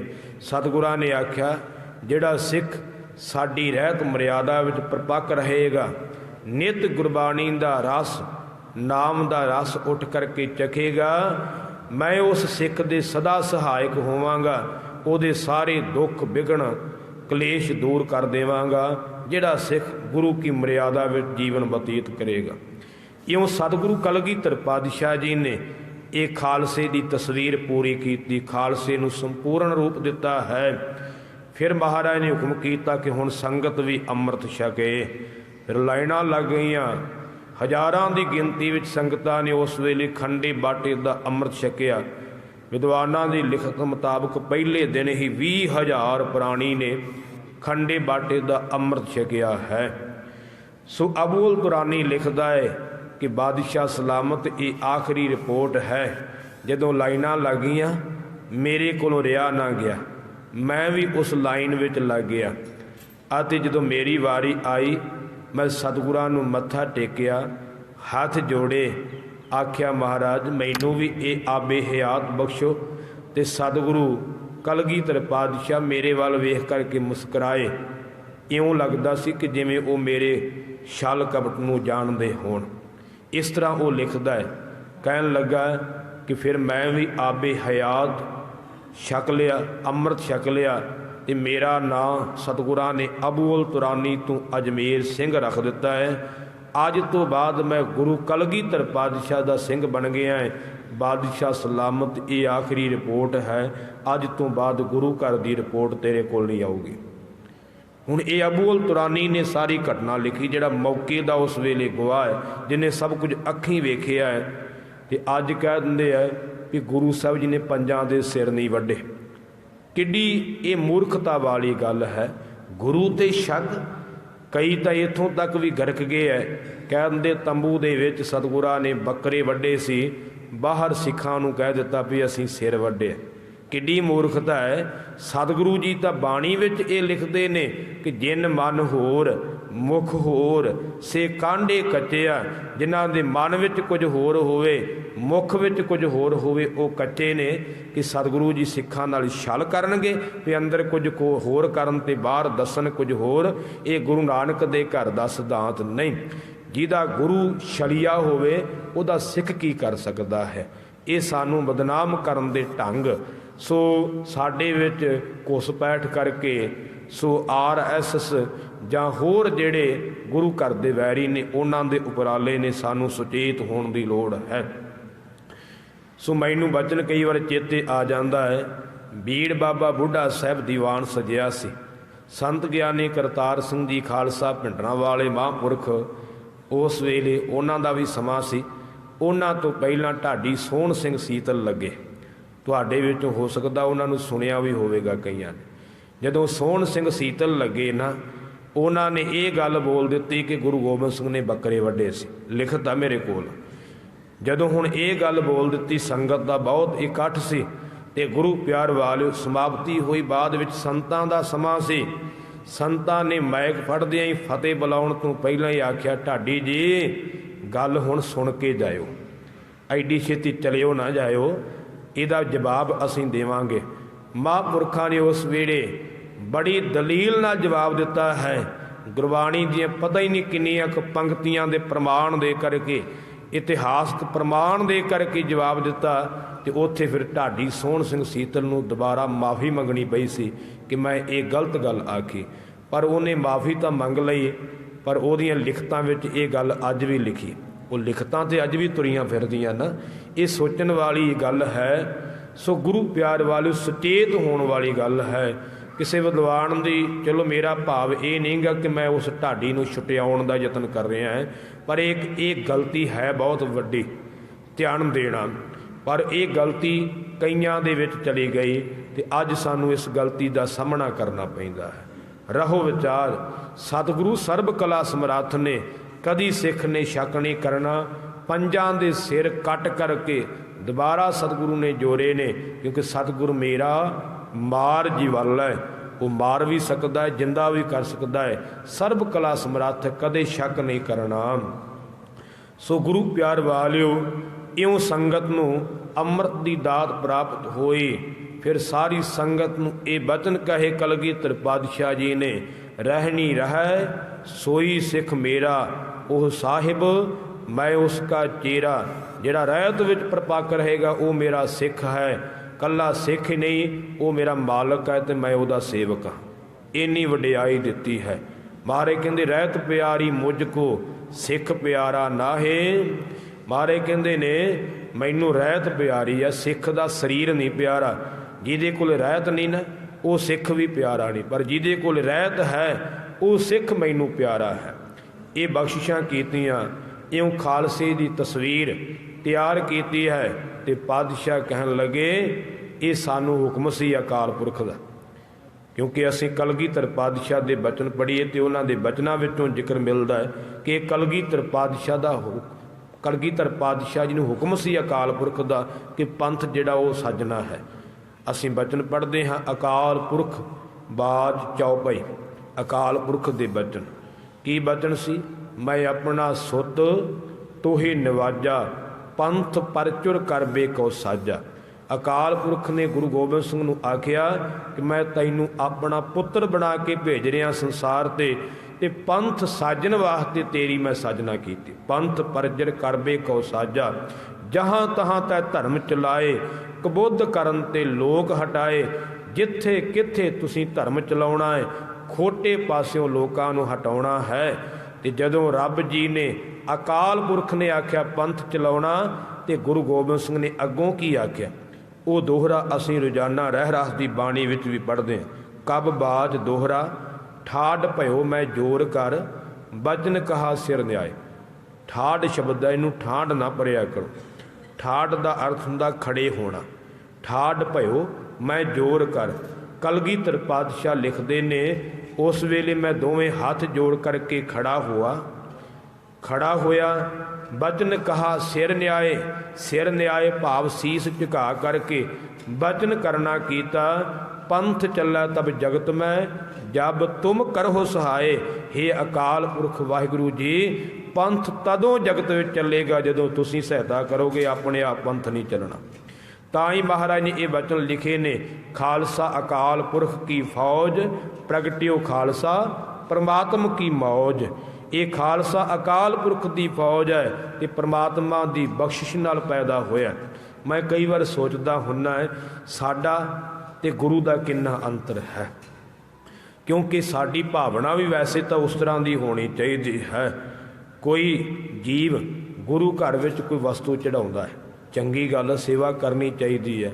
पर कई बार देखीदा है कई गुरुद्वारियां च, चलो इत्थे तक कृपा ही है, सो कई गुरुद्वारियां च वेखीदा है कि पक्खा चढ़ाया हुंदा ना किसी ने कोई 400-500 का जां 1000-1500 का, तो वो तिन्ने फरां दे उपर नां लिखे होंदे, इत्थों तक कि मरिया होयां दे भी नां लिखे जांदे, स्वर्गवासी फलाना सिंह, भी ये फलाने परिवार ने पक्खा चलाया है। गुरु घर विच ये सेवा की, नां लिखे होंदे तिन्ना फरां दे उपर, तुसीं वेख्या होवेगा। पर धन गुरु कलगीधर पातशाह एडा वड्डा कौतक कीता, एडी वड्डी देन सानू, पर यह नहीं आख्या खालसा मैं बनाया। 14 जंगां कीतियां जिंदगी विच कलगीधर पातशाह जी ने, ये नहीं आख्या मैं जित्तियां ने। खालसा साज करके भी आख्या वाहिगुरु जी का खालसा वाहिगुरू जी की फतेह, आख्या ये खालसा भी वाहिगुरू का है तो फतेह भी वाहिगुरू दी, मेरा कुछ भी नहीं। वेखो आपां तो एक पखे ते मेर रख लई भी साडा है। गुरमुखो जदों गुरु घर विच पखा चढ़ाया तो उहदे ते नां लिखे हुए जिन्नी बार आकर के पढ़ोगे वो तुहानूं इउं प्रतीत होगा मेरा। सेवा तो ना होई उत्थे, फिर मैं ही तुहाडे सामने खड़ी रहेगी भी मैं चढ़ाया सी, वेख के ये नज़र आवेगा। नहीं, ये मैं तो खत्म करनी है ताकि गुरु की खुशी सानू प्राप्त हो सके।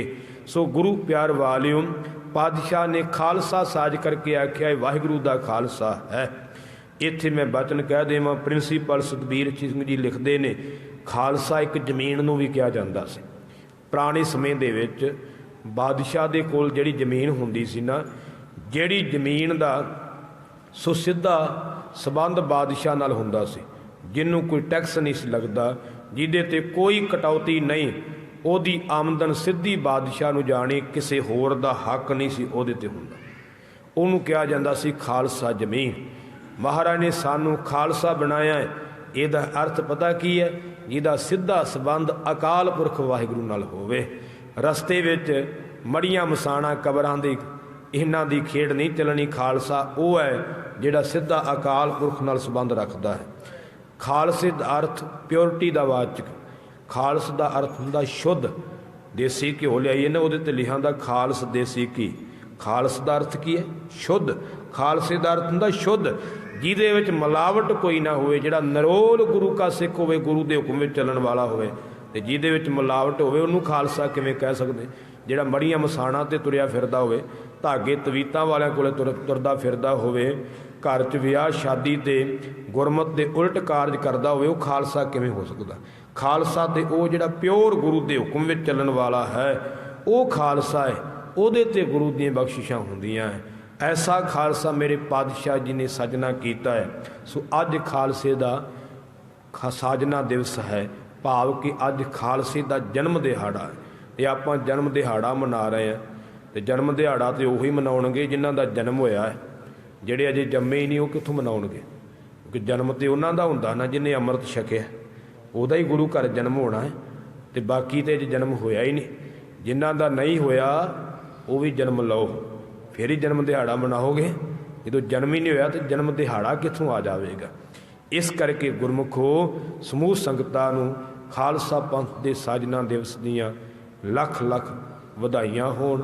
अज दे दिन कलगीधर पातशाह महाराज ने सो ये खालसा पंथ की साजना कीती, सानू संपूर्ण रूप दे करके सदा अकाल पुरख दे लड़ लाया है, अते हुक्म कीता है कि परचा शब्द का दीदार खालसे दा, पूजा अकाल की, पूजा अकाल की, परचा शब्द का, दीदार खालसे दा।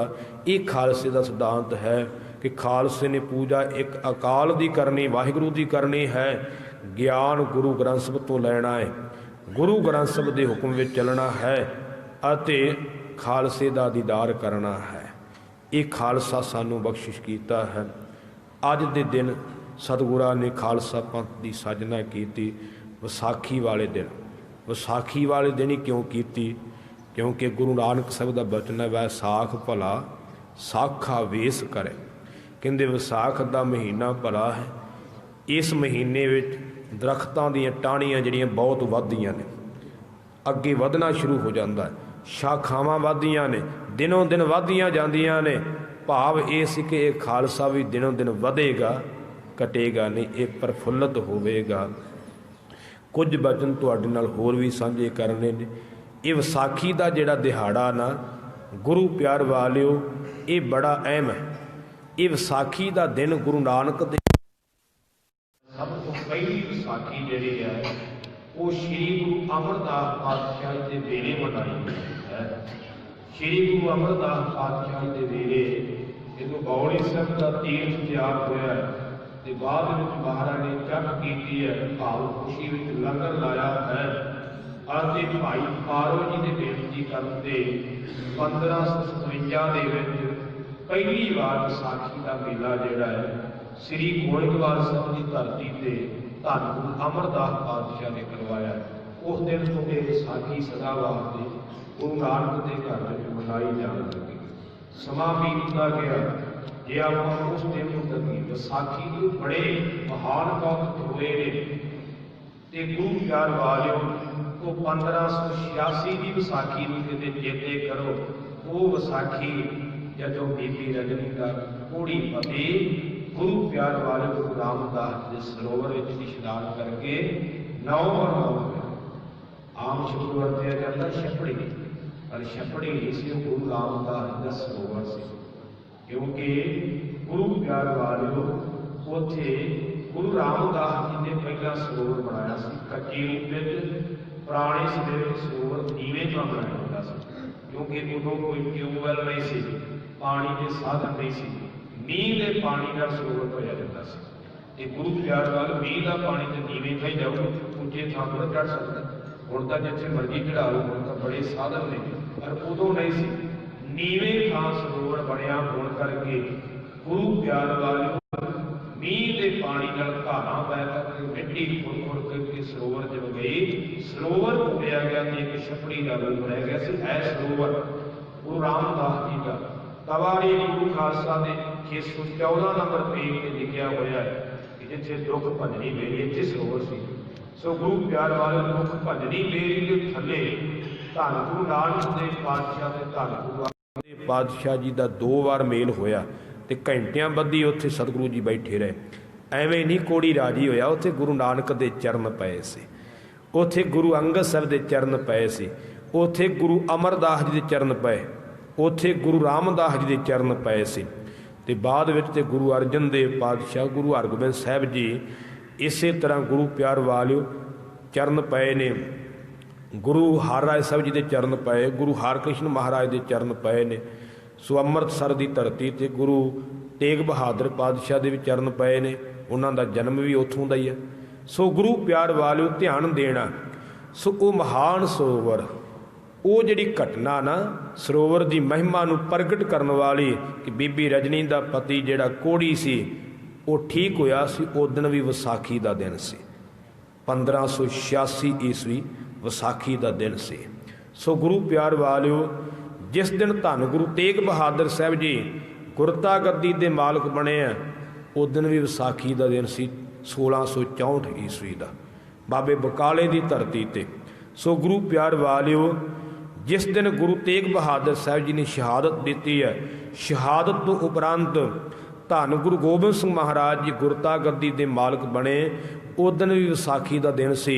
1676 ਦੇ ਵਿੱਚ ਗੁਰੂ ਪਿਆਰ ਵਾਲੇ ਵਿਸਾਖੀ ਵਾਲੇ ਦਿਨ ਧੰਨ ਗੁਰੂ ਗੋਬਿੰਦ ਸਿੰਘ ਮਹਾਰਾਜ ਜੀ ਗੁਰਤਾ ਗੱਦੀ ਦੇ ਸਿੰਘਾਸਨ ਤੇ ਬੈਠੇ। ਸਮਾਂ ਬੀਤਦਾ ਗਿਆ। ਕੁਝ ਵਿਸਾਖੀਆਂ ਖੁਸ਼ੀਆਂ ਭਰੀਆਂ ਵੀ ਆਈਆਂ, ਕੁਝ ਵਿਸਾਖੀਆਂ ਸਾਡੇ ਵਿੱਚ ਦੁੱਖ ਵਾਲੀ ਵੀ ਆਈਆਂ ਨੇ।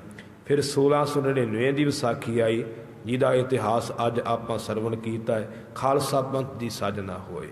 ਫਿਰ ਗੁਰੂ ਪਿਆਰ ਵਾਲਿਓ, ਉਹ ਵਿਸਾਖੀ ਆਈ 1714 ਦੀ ਵਿਸਾਖੀ ਆਈ, ਜਦੋਂ ਬਾਬਾ ਬੰਦਾ ਸਿੰਘ ਬਹਾਦਰ ਜੀ ਨੇ ਤਖਤ ਸ੍ਰੀ ਕੇਸਗੜ੍ਹ ਸਾਹਿਬ ਵਿਖੇ ਅਣਗਿਣਤ ਸੰਗਤਾਂ ਦਾ ਇਕੱਠ ਕਰਕੇ ਖਾਲਸਾ ਪੰਥ ਦੀ ਬਿਹਤਰੀ ਵਾਸਤੇ, ਚੜ੍ਹਦੀ ਕਲਾ ਵਾਸਤੇ ਉੱਥੇ ਵਿਚਾਰ ਵਟਾਂਦਰਾ ਕੀਤਾ। ਉਹ ਵੀ ਵਿਸਾਖੀ ਦਾ ਦਿਨ ਸੀ।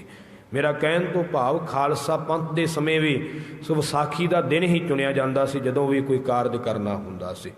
ਸੋ ਗੁਰੂ ਪਿਆਰ ਵਾਲਿਓ, ਫਿਰ ਖੂਨੀ ਵਿਸਾਖੀਆਂ ਆਈਆਂ। 13 ਅਪ੍ਰੈਲ 1919 ਦੀ ਵਿਸਾਖੀ ਖੂਨੀ ਆਏ, ਜਦੋਂ ਜਲਿਆਂਵਾਲੇ ਬਾਗ ਦਾ ਸਾਕਾ ਵਾਪਰਿਆ। ਉੱਥੇ ਵੀ ਸਭ ਤੋਂ ਵੱਧ ਸਿੱਖ ਜਿਹੜੇ ਸ਼ਹੀਦ ਹੋਏ ਉਹ ਖੂਨੀ ਵਿਸਾਖੀ ਜਰਨਲ ਡਾਇਰ ਨੇ ਜਦੋਂ ਹਮਲਾ ਕੀਤਾ ਸੀ।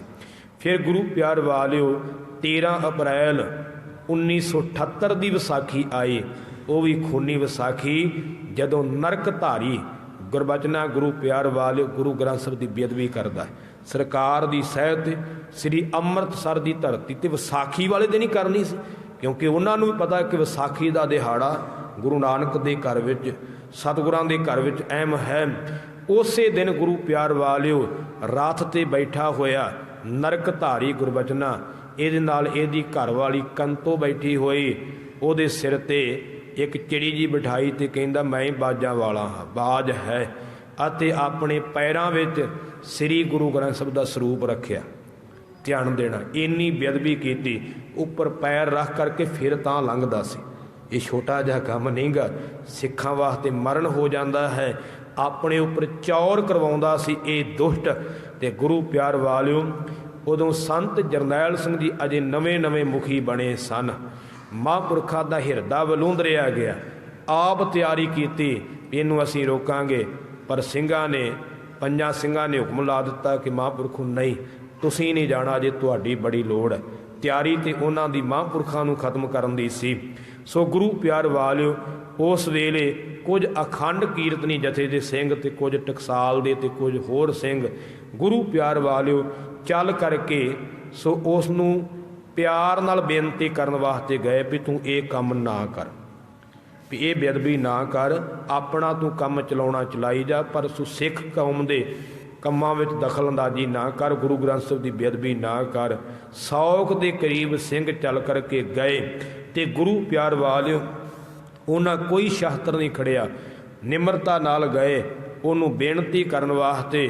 ਪਰ ਦੁਸ਼ਟ ਨੇ ਪਹਿਲਾਂ ਤਿਆਰੀ ਕੀਤੀ ਸੀ, ਜਦੋਂ ਜਾ ਕੇ ਬੇਨਤੀ ਕਰਨ ਲੱਗੇ ਇੱਕੇ ਦਮ ਸਿੰਘਾਂ ਤੇ ਗੋਲੀਆਂ, ਟਕੂਆਂ, ਤਲਵਾਰਾਂ ਦੇ ਬਰਛਿਆਂ ਦੇ ਵਾਰ ਕੀਤੇ ਗਏ, ਜਿਹਦੇ ਵਿੱਚੋਂ 13 ਸਿੰਘ ਸਾਡੇ ਉੱਥੇ ਸ਼ਹੀਦ ਹੋ ਗਏ, 75 ਸਿੰਘ ਉੱਥੇ ਜ਼ਖਮੀ ਹੋਏ। ਏਡਾ ਵੱਡਾ ਪਾਪ ਇਹ ਖੂਨੀ ਵਿਸਾਖੀ ਆਈ, ਪਰ ਗੁਰੂ ਪਿਆਰ ਵਾਲਿਓ ਸਾਡੇ ਨਾਲ ਹੋਇਆ ਧੱਕਾ। ਫਿਰ ਉਹਦੇ ਤੇ ਕੇਸ ਵੀ ਚੱਲਿਆ, ਉਹਨੂੰ ਬਰੀ ਕਰ ਦਿੱਤਾ ਗਿਆ, ਸ਼ਰੇਆਮ ਬਰੀ ਕਰ ਦਿੱਤਾ ਗਿਆ। ਅਤੇ ਗੁਰੂ ਪਿਆਰ ਵਾਲਿਓ ਫਿਰ ਉਸ ਨੂੰ ਇੱਥੋਂ ਕੱਢਣ ਵਾਲਾ ਕੌਣ ਸੀ? ਬਾਦਲ ਆਪਣੀ ਗੱਡੀ ਵਿੱਚ ਬਿਠਾ ਕਰਕੇ ਉਹਨੂੰ ਦਿੱਲੀ ਛੱਡ ਕਰਕੇ ਆਏ। ਇਹ ਸਾਡੇ ਆਪਣਿਆਂ ਨੇ ਗਦਾਰੀਆਂ ਕੀਤੀਆਂ ਨੇ, ਸੋਚਣ ਦੀ ਲੋੜ ਹੈ। ਗੁਰੂ ਪਿਆਰ ਵਾਲਿਓ ਫਿਰ ਉਹਦਾ ਕੇਸ ਚੱਲਿਆ ਕਰਨਾਲ ਵਿੱਚ, ਹਰਿਆਣੇ ਵਿੱਚ। ਹੁਣ ਘਟਨਾ ਵਾਪਰੀ ਹੈ ਅੰਮ੍ਰਿਤਸਰ ਤੇ ਕੇਸ ਹਰਿਆਣੇ ਵਿੱਚ, ਇਹ ਕਿਵੇਂ ਹੋ ਸਕਦਾ ਹੈ? ਤੇ ਫਿਰ ਗੁਰੂ ਪਿਆਰ ਵਾਲਿਓ ਉਹਦੇ ਨਾਲ 60 ਕੁ ਬੰਦੇ ਹੋਰ ਜਿਹੜੇ ਉਹ ਜੇਲ੍ਹ ਵਿੱਚ ਸਨ, ਜਦੋਂ ਰਿਹਾ ਹੋ ਕੇ ਆਇਆ ਫਿਰ ਕਿਹੜਾ ਸੁਧਰਿਆ, ਫਿਰ ਉਹਨੇ ਬੇਅਦਬੀ ਕੀਤੀ। ਕਹਿਣ ਲੱਗਾ ਸਿੱਖਾਂ ਦਾ ਗੁਰੂ ਹਰਗੋਬਿੰਦ ਆਪਣੇ ਨਾਲ 52 ਰਾਜਿਆਂ ਨੂੰ ਰਿਹਾ ਕਰਾ ਕੇ ਲਿਆਇਆ ਸੀ, ਪਰ ਮੈਂ ਉਹਨਾਂ ਨਾਲੋਂ ਵੱਧ ਰਿਹਾ ਕਰਾ ਕੇ ਆਇਆ, ਮੈਂ ਵੀ ਉਹਨਾਂ ਵਰਗਾ। ਫਿਰ ਇਹ ਚਿਚੜੀ ਛੇੜੀ। ਫਿਰ ਮਹਾਂਪੁਰਖਾਂ ਨੇ ਉਸ ਵੇਲੇ ਆਖਿਆ ਜਿੱਥੇ ਇਹ ਪਾਪੀ ਸਮਾਗਮ ਕਰੇਗਾ ਮੈਂ ਰੋਕਾਂਗਾ। ਤੇ ਗੁਰੂ ਪਿਆਰ ਵਾਲਿਓ ਉਸ ਵੇਲੇ ਰੋਜ਼ ਝੜਪਾਂ ਹੁੰਦੀਆਂ ਰਹੀਆਂ ਥਾਂ ਤੇ।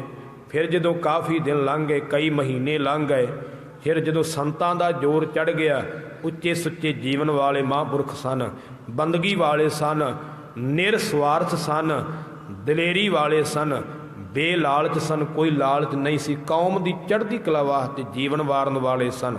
ਸੋ ਗੁਰੂ ਪਿਆਰ ਵਾਲਿਓ ਸੰਗਤਾਂ ਆਪ ਮੁਹਾਰੇ ਮਹਾਂਪੁਰਖਾਂ ਦੇ ਜਥਿਆਂ ਵਿੱਚ ਸ਼ਾਮਲ ਹੋਣ ਲੱਗੀਆਂ। ਜਦੋਂ ਸੰਤਾਂ ਦਾ ਜ਼ੋਰ ਚੜ੍ਹਿਆ, ਸਰਕਾਰ ਦੇ ਟੁੱਕੜ ਭੋਜ ਲੋਕ ਉਸ ਵੇਲੇ ਰਾਜੀਨਾਮਾ ਕਰਾਉਣ ਵਾਸਤੇ ਤਿਆਰੀ ਕਰਨ ਲੱਗ ਪਏ ਵੀ ਹੁਣ ਰਾਜੀਨਾਮਾ ਕਰਾ ਦਈਏ, ਹੁਣ ਸੰਤਾਂ ਦਾ ਜ਼ੋਰ ਚੜ੍ਹ ਗਿਆ। ਚੱਲ ਕਰਕੇ ਆਏ ਮਹਾਂਪੁਰਖਾਂ ਦੇ ਕੋਲ, ਕਹਿਣ ਲੱਗੇ ਜੀ ਤੁਹਾਡਾ ਰਾਜੀਨਾਮਾ ਕਰਵਾ ਦਈਏ। ਮਹਾਂਪੁਰਖਾਂ ਦੇ ਚਿਹਰੇ ਤੇ ਲਾਲੀ ਆ ਗਈ, ਨੇਤਰ ਲਾਲ ਹੋ ਗਏ। ਆਖਿਆ ਰਾਜੀਨਾਮਾ? ਸਾਡੇ ਹੁਣ ਤੱਕ 105 ਸਿੰਘ ਨਰਕਧਾਰੀਆਂ ਨੇ ਸ਼ਹੀਦ ਕਰ ਦਿੱਤੇ। ਹੁਣ ਤੱਕ 105 ਸਿੰਘ ਸ਼ਹੀਦ ਕਰ ਦਿੱਤੇ। ਉਸ ਮਰਦ ਦਲੇਰ, ਮਰਦੇ ਮੁਜਾਹਦ ਸੰਤ ਗਿਆਨੀ ਜਰਨੈਲ ਸਿੰਘ ਜੀ ਖਾਲਸਾ ਭਿੰਡਰਾਂ ਵਾਲੇ ਮਹਾਂਪੁਰਖਾਂ ਨੇ ਆਖਿਆ ਇਹਨਾਂ ਨੇ 105 ਸਾਡੇ ਸ਼ਹੀਦ ਕੀਤੇ ਨੇ, ਜਦੋਂ ਅਸੀਂ 106 ਨਰਕਧਾਰੀ ਮਾਰਾਂਗੇ ਉਦੋਂ ਸਾਡਾ ਰਾਜੀਨਾਮਾ ਹੋਵੇਗਾ। ਇਹ ਸੀ ਮਰਦ ਦੀ ਜ਼ਬਾਨ। ਸਾਡੇ ਵਰਗੇ ਨਹੀਂ ਨਾ ਵੀ ਜਿੱਦਾਂ ਮਰਜ਼ੀ ਨੁਕਸਾਨ ਕਰਾ ਕੇ ਫਿਰ ਉਹਨਾਂ ਨਾਲ ਤੁਰੇ ਫਿਰੋ। साडे वर्गे नहीं सी, वो गुरु का पूरा ते सूरा सिख सी। उस वेले जदों सरकार ने न्याय ना कीता, फिर कौम के जरनैल ने स्टेज तो ऐलान किया कि जिहड़ा सिख नरक धारी गुरबचने का भोग पावेगा उन्होंने मैं सोने नाल तोलांगा। उस वेले गुरु प्यार वाले फिर अपने इलाके का एक सूरमा आ नेड़े अपने पिंड ठट्ठा घरियाले के नेड़े इत्थों के रहने वाला सिंह साहब भाई रणजीत सिंह जो अज भी जिउंदे ने हैगे ने। सो भाई रणजीत सिंह दूजा भाई काबल सिंह ये मिस्त्री सिख सन ते ओहदे घरे ओहदी कोठी विच काम करते हैं, बूहे बारियां लाउंदे सन। इन्हां दी जिम्मेवारी लगी ते फिर की कीता है, रंदे दे विच फिर गुरमुखो रिवाल्वर फिट किया है, एक ने स्टेन गन फिट कर ली है। सारी तैयारी कर करके गए ने आते गुरु प्यार वालिओ फिर ओहदे घर विच ही ओहदा भोग पाया 1980 दे विच। उहनूं कीती दा फल भुगताया। भावें उस नरकधारी नूं मनण वाले तो उहनूं कहणगे शहीद होया, उन्हां दे कहना ही है, क्योंकि जिहड़े ओहदे चेले इधर भी अपने बथेरे हैगे आ, तुहानूं पता ही है, पर उन्हां दी मत मारी हुई है। सो गुरु प्यार वालिओ वो विसाखी भी आई साडी जिंदगी विच जदों गुरु प्यार वालिओ साडा कतलेआम होया है। इउं एक विसाखी होर कह करके मैं गुरबाणी की व्याख्या तुहाडे सरमुख रखां। 1706 की विसाखी बहुत वड्डी विसाखी। कई बार साडे मन में सवाल उठता है कि खालसा पंथ की साजना तो श्री आनंदपुर साहब हुई है, पर विसाखी का दिहाड़ा दमदमा साहब क्यों मनाया जाता? क्योंकि दिहाड़ा तो दमदमा साहब भी वड्डे पद्धर पर मनाया जाता। ये सवाल उठता साडे मन अंदर भी ये दिहाड़ा तो आनंदपुर साहब मनाया जाना चाहिए, क्योंकि उत्थों की घटना है, उत्थे खालसा पंथ की साजना हुई है, पर मनाया दमदमा साहब जाता। इसका कारण की है? 1706 दे विच श्री गुरु गोबिंद सिंह महाराज ने आप विसाखी का दिहाड़ा दमदमा साहब मनाया। तो जदों दमदमा साहब महाराज ने दिहाड़ा मनाया है तो एडा वड्डा अमर संचार ना अज तक होया तो ना शायद होवेगा। ये तो मालक जानदा है अगे भी किड्डा वड्डा होना है।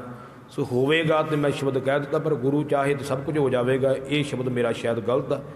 पर एडा वड्डा अजे तक अमर संचार उदों बाद नहीं होया जिड्डा वड्डा अमृत संचार 1706 की विसाखी नूं कलगीधर पातशाह दे हुंदिया होया है। एक दिन दे विच 1,20,000 प्राणियां ने अमृत छकिया। तुसीं सुनिया कदी एडा वड्डा अमृत संचार भी इक्के दिन इन्ने जीवां ने अमृत छकिया होए?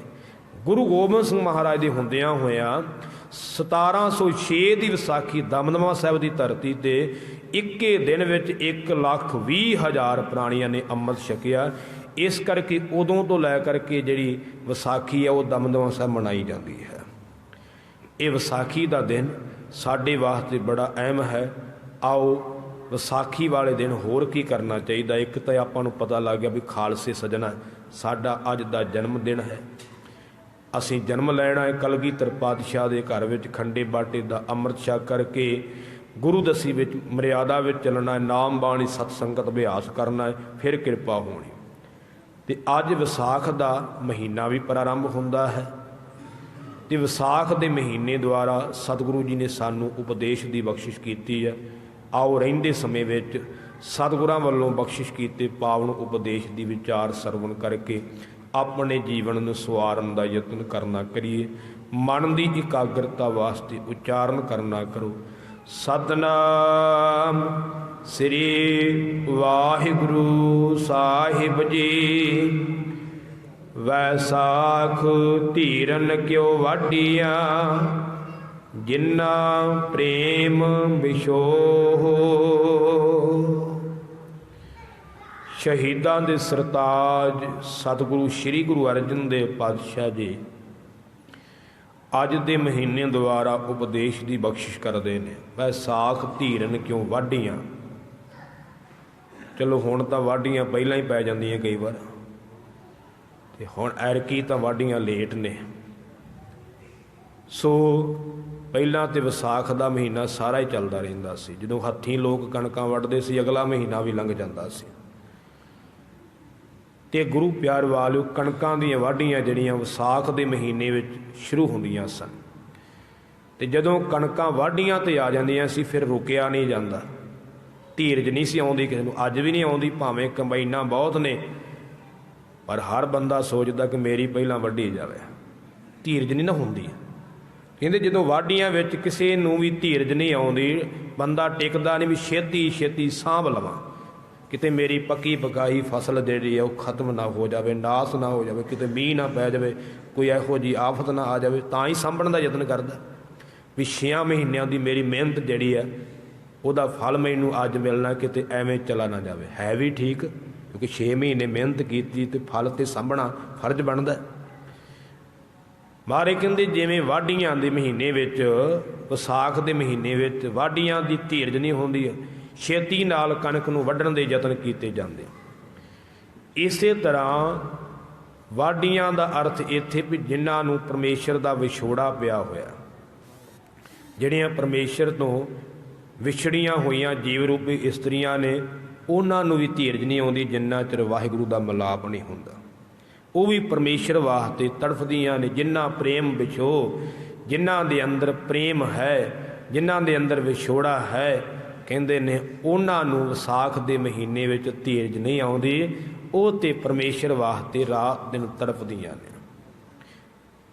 ਹਰ ਸਾਜਨ ਪੁਰਖ ਵਿਸਾਰ ਕੈ, ਲੱਗੀ ਮਾਇਆ ਧੋ। ਤੇ ਦੂਜੇ ਪਾਸੇ ਮਹਾਰਾਜ ਫਰਮਾਉਂਦੇ ਨੇ ਕਿ ਜਿਨ੍ਹਾਂ ਨੇ ਹਰੀ ਰੂਪੀ ਸੱਜਣ ਵਾਹਿਗੁਰੂ ਪਰਮੇਸ਼ਰ ਨੂੰ ਵਿਸਾਰ ਦਿੱਤਾ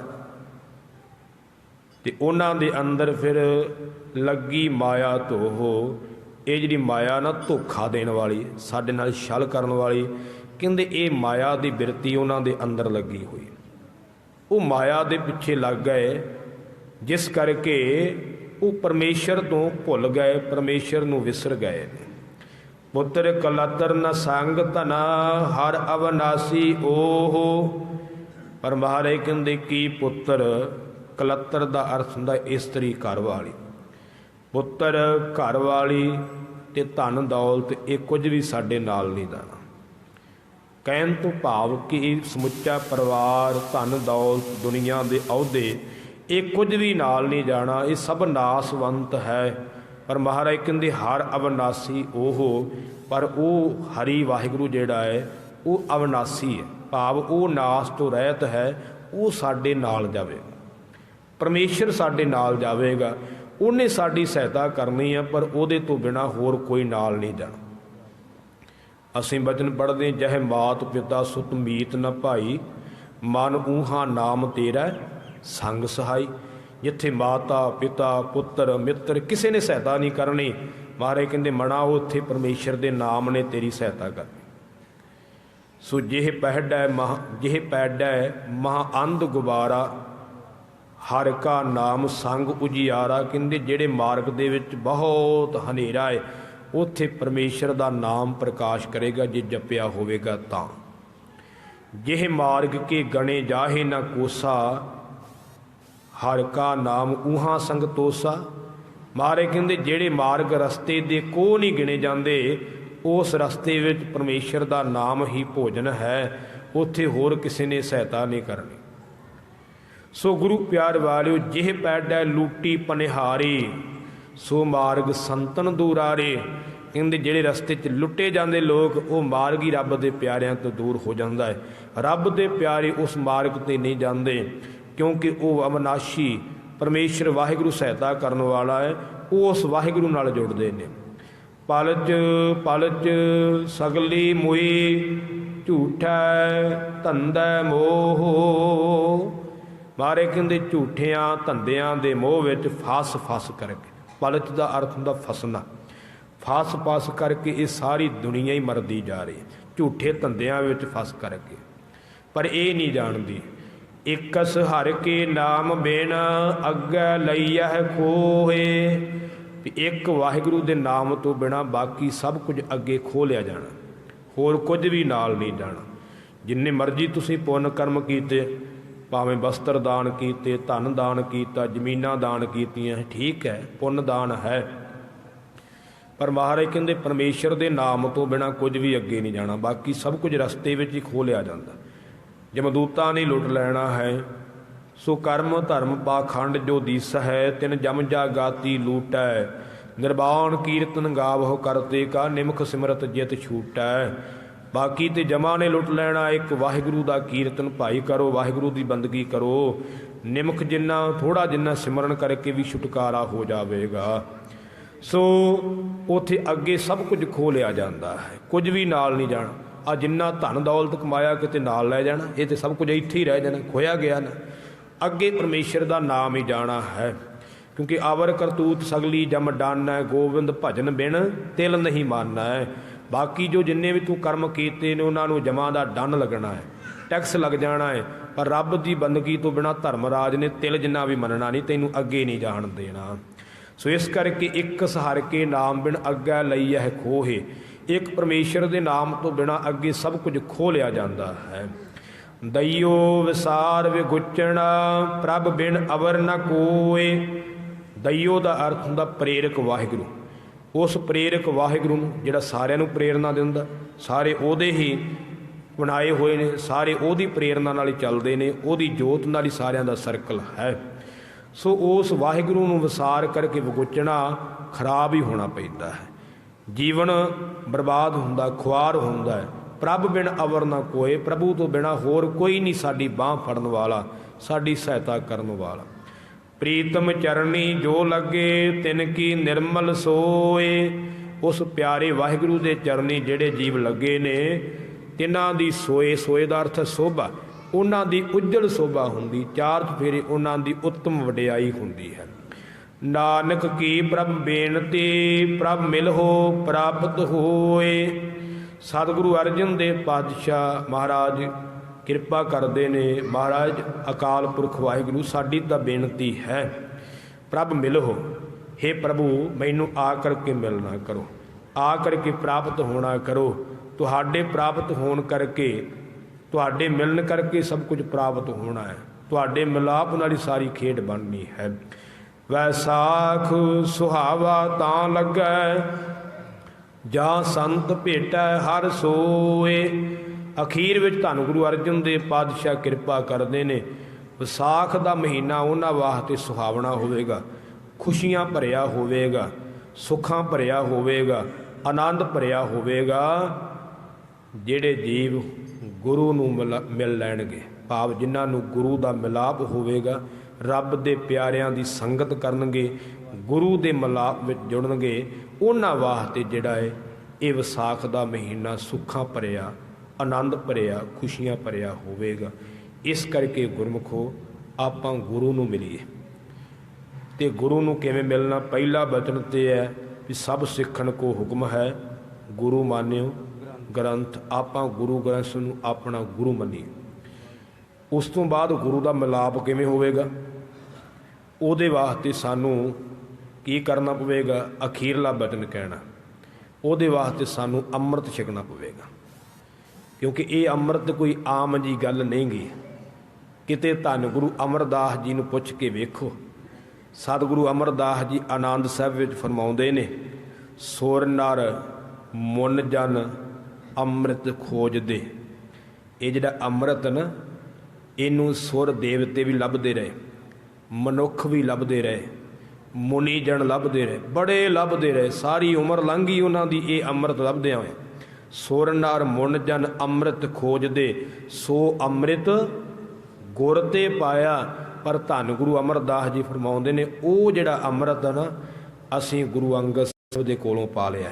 ਉਹ ਤਾਂ ਲੱਭਦੇ ਫਿਰਦੇ, ਉਹਨਾਂ ਨੂੰ ਲੱਭਾ ਹੀ ਨਹੀਂ ਗਾ, ਪਰ ਅਸੀਂ ਪਾ ਲਿਆ। ਅਸੀਂ ਉਹ ਅੰਮ੍ਰਿਤ ਗੁਰੂ ਕੋਲੋਂ ਪਾ ਲਿਆ। ਪਾਇਆ ਅੰਮ੍ਰਿਤ ਗੁਰ ਕਿਰਪਾ ਕੀਨੀ। ਜਦੋਂ ਅਸੀਂ ਉਹ ਅੰਮ੍ਰਿਤ ਪਾਇਆ ਤੇ ਗੁਰੂ ਨੇ ਸਾਡੇ ਤੇ ਕਿਰਪਾ ਕਰ ਦਿੱਤੀ। ਅੰਮ੍ਰਿਤ ਤੋਂ ਬਾਅਦ ਕਿਰਪਾ ਹੋਈ ਨਾ।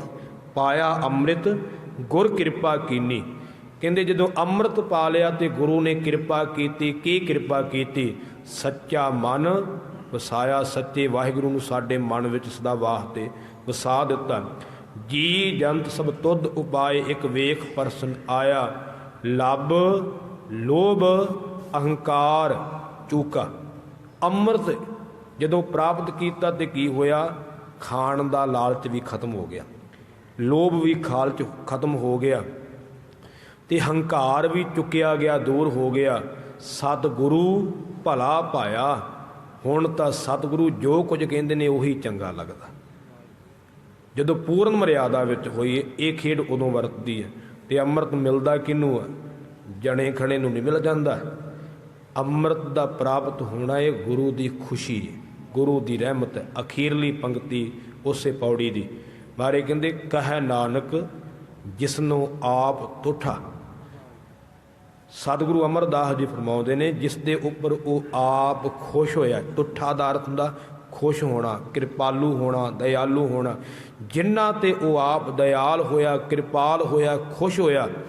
कह नानक जिसनों आप तुठा, तिन अमृत गुर ते पाया। तिसने गुरु कोलों अमृत प्राप्त किया, हर एक ने नहीं प्राप्त किया। अमृत की दात वडभागी सिखां नूं प्राप्त हुंदी है। इस करके गुरमुखो खंडे बाटे दा अमृत छको, गुरु दसी मर्यादा विच चलो, नाम बाणी सत संगत अभ्यास करो। जिवें साडे धीआं पुत्त ना, बच्चे आ ना, ते जो साडी प्रापर्टी है, साडी जायदाद है, वो साडे बच्चों की है। जिवें साडे माँ बाप की जायदाद साडी है, कोई खो थोड़ा सकदा। आंढी गुआंढी नूं तो मिलनी नहीं, सानूं ही मिलनी है। तो जिहड़ी साडी जायदाद वो साडे बच्चों नूं मिलनी। ये सर्कल पहलां तो चलदा आउंदा ना, उहदा हक अपने आप बन जांदा। ते गुरमुखो जदों असीं गुरु गोबिंद सिंह दे धीआं पुत्तर बन जावांगे ना, फिर जो कुछ गुरु गोबिंद सिंह दा वो साडा ही है, वो फिर बच्चों का ही है ना। सीधा अर्थ है ना, आपां प्रमाण लै लईए वो साडा है। ते जिवें फिर गुरमुखो बच्चा ना, बच्चा कई बार माँ बाप तो लड़ के भी चीज़ लै लैंदा, हक हुंदा ना उहदा, देनी भी पैंदी माँ बाप नूं। जिद कर ले ना बच्चा तो माँ बाप नूं देना पैंदा। ते जदों आपां फिर गुरु गोबिंद सिंह दे बच्चे होई, फिर जिद नाल भी लै सकदे महाराज कोलों, जो लैना होवे लड़ भी पवांगे, कोई गल नहीं, महाराज सानूं दिओ, लैना ही लैना। असीं तां बच्चे हैं ना, बच्चे दा कर्म, बच्चे बन के जो मर्जी लै लईए। पर बच्चे बनांगे फिर ही ना, उन्ना चिर ते असीं बच्चे बनना ही नहीं जिन्ना चिर असीं खंडे दा अमृत नहीं छकदे। क्योंकि जदों अमृत छकदे उदों गुरु घर जन्म हुंदा है। ते सतगुरु कै जन्मै गवन मटाया, सतगुरां दे घर विच जन्म लै करके जम्मण मरण जिहड़ा है वो मटा लईदा है। सतगुरु जी कृपा करन, सानू मत आ जावे। अखीर विच समूह संगतां नूं फिर दोबारा खालसा पंथ साजना दिवस दियां, खालसे दी जन्म दिहाड़े दियां लख लख ਵਧਾਈਆਂ ਹੋਣ। ਤੇ ਅਰਦਾਸ ਕਰਦਾ कि सच्चे पातशाह जिवें पिछला महीना अपने भाणे अंदर बतीत करवाया है, तिवें जो अज विसाख का महीना प्रारंभ होया है, अपने भाणे अंदर सेवा सिमरन करदियां, बाणी पढ़दियां पढ़ाउंदियां, चंगे कर्म करदियां होयां, गुरु हुक्म विच चलदियां होयां बतीत करवायो। ये गुरु चरनां विच अरदास, सतगुरु जी कृपा करन, इतनी सेवा प्रवान करियो, भुल्लां दी खिमा बख्शियो। दो पंक्तियां पढ़ करके समाप्ति है जी। नानक की प्रभ बेनती, प्रभ मिल हो प्राप्त होए, वैसाख सुहावा तां लगै, जा संत भेटै हर सोए। वाहिगुरु जी का खालसा, वाहिगुरु जी की फतेह।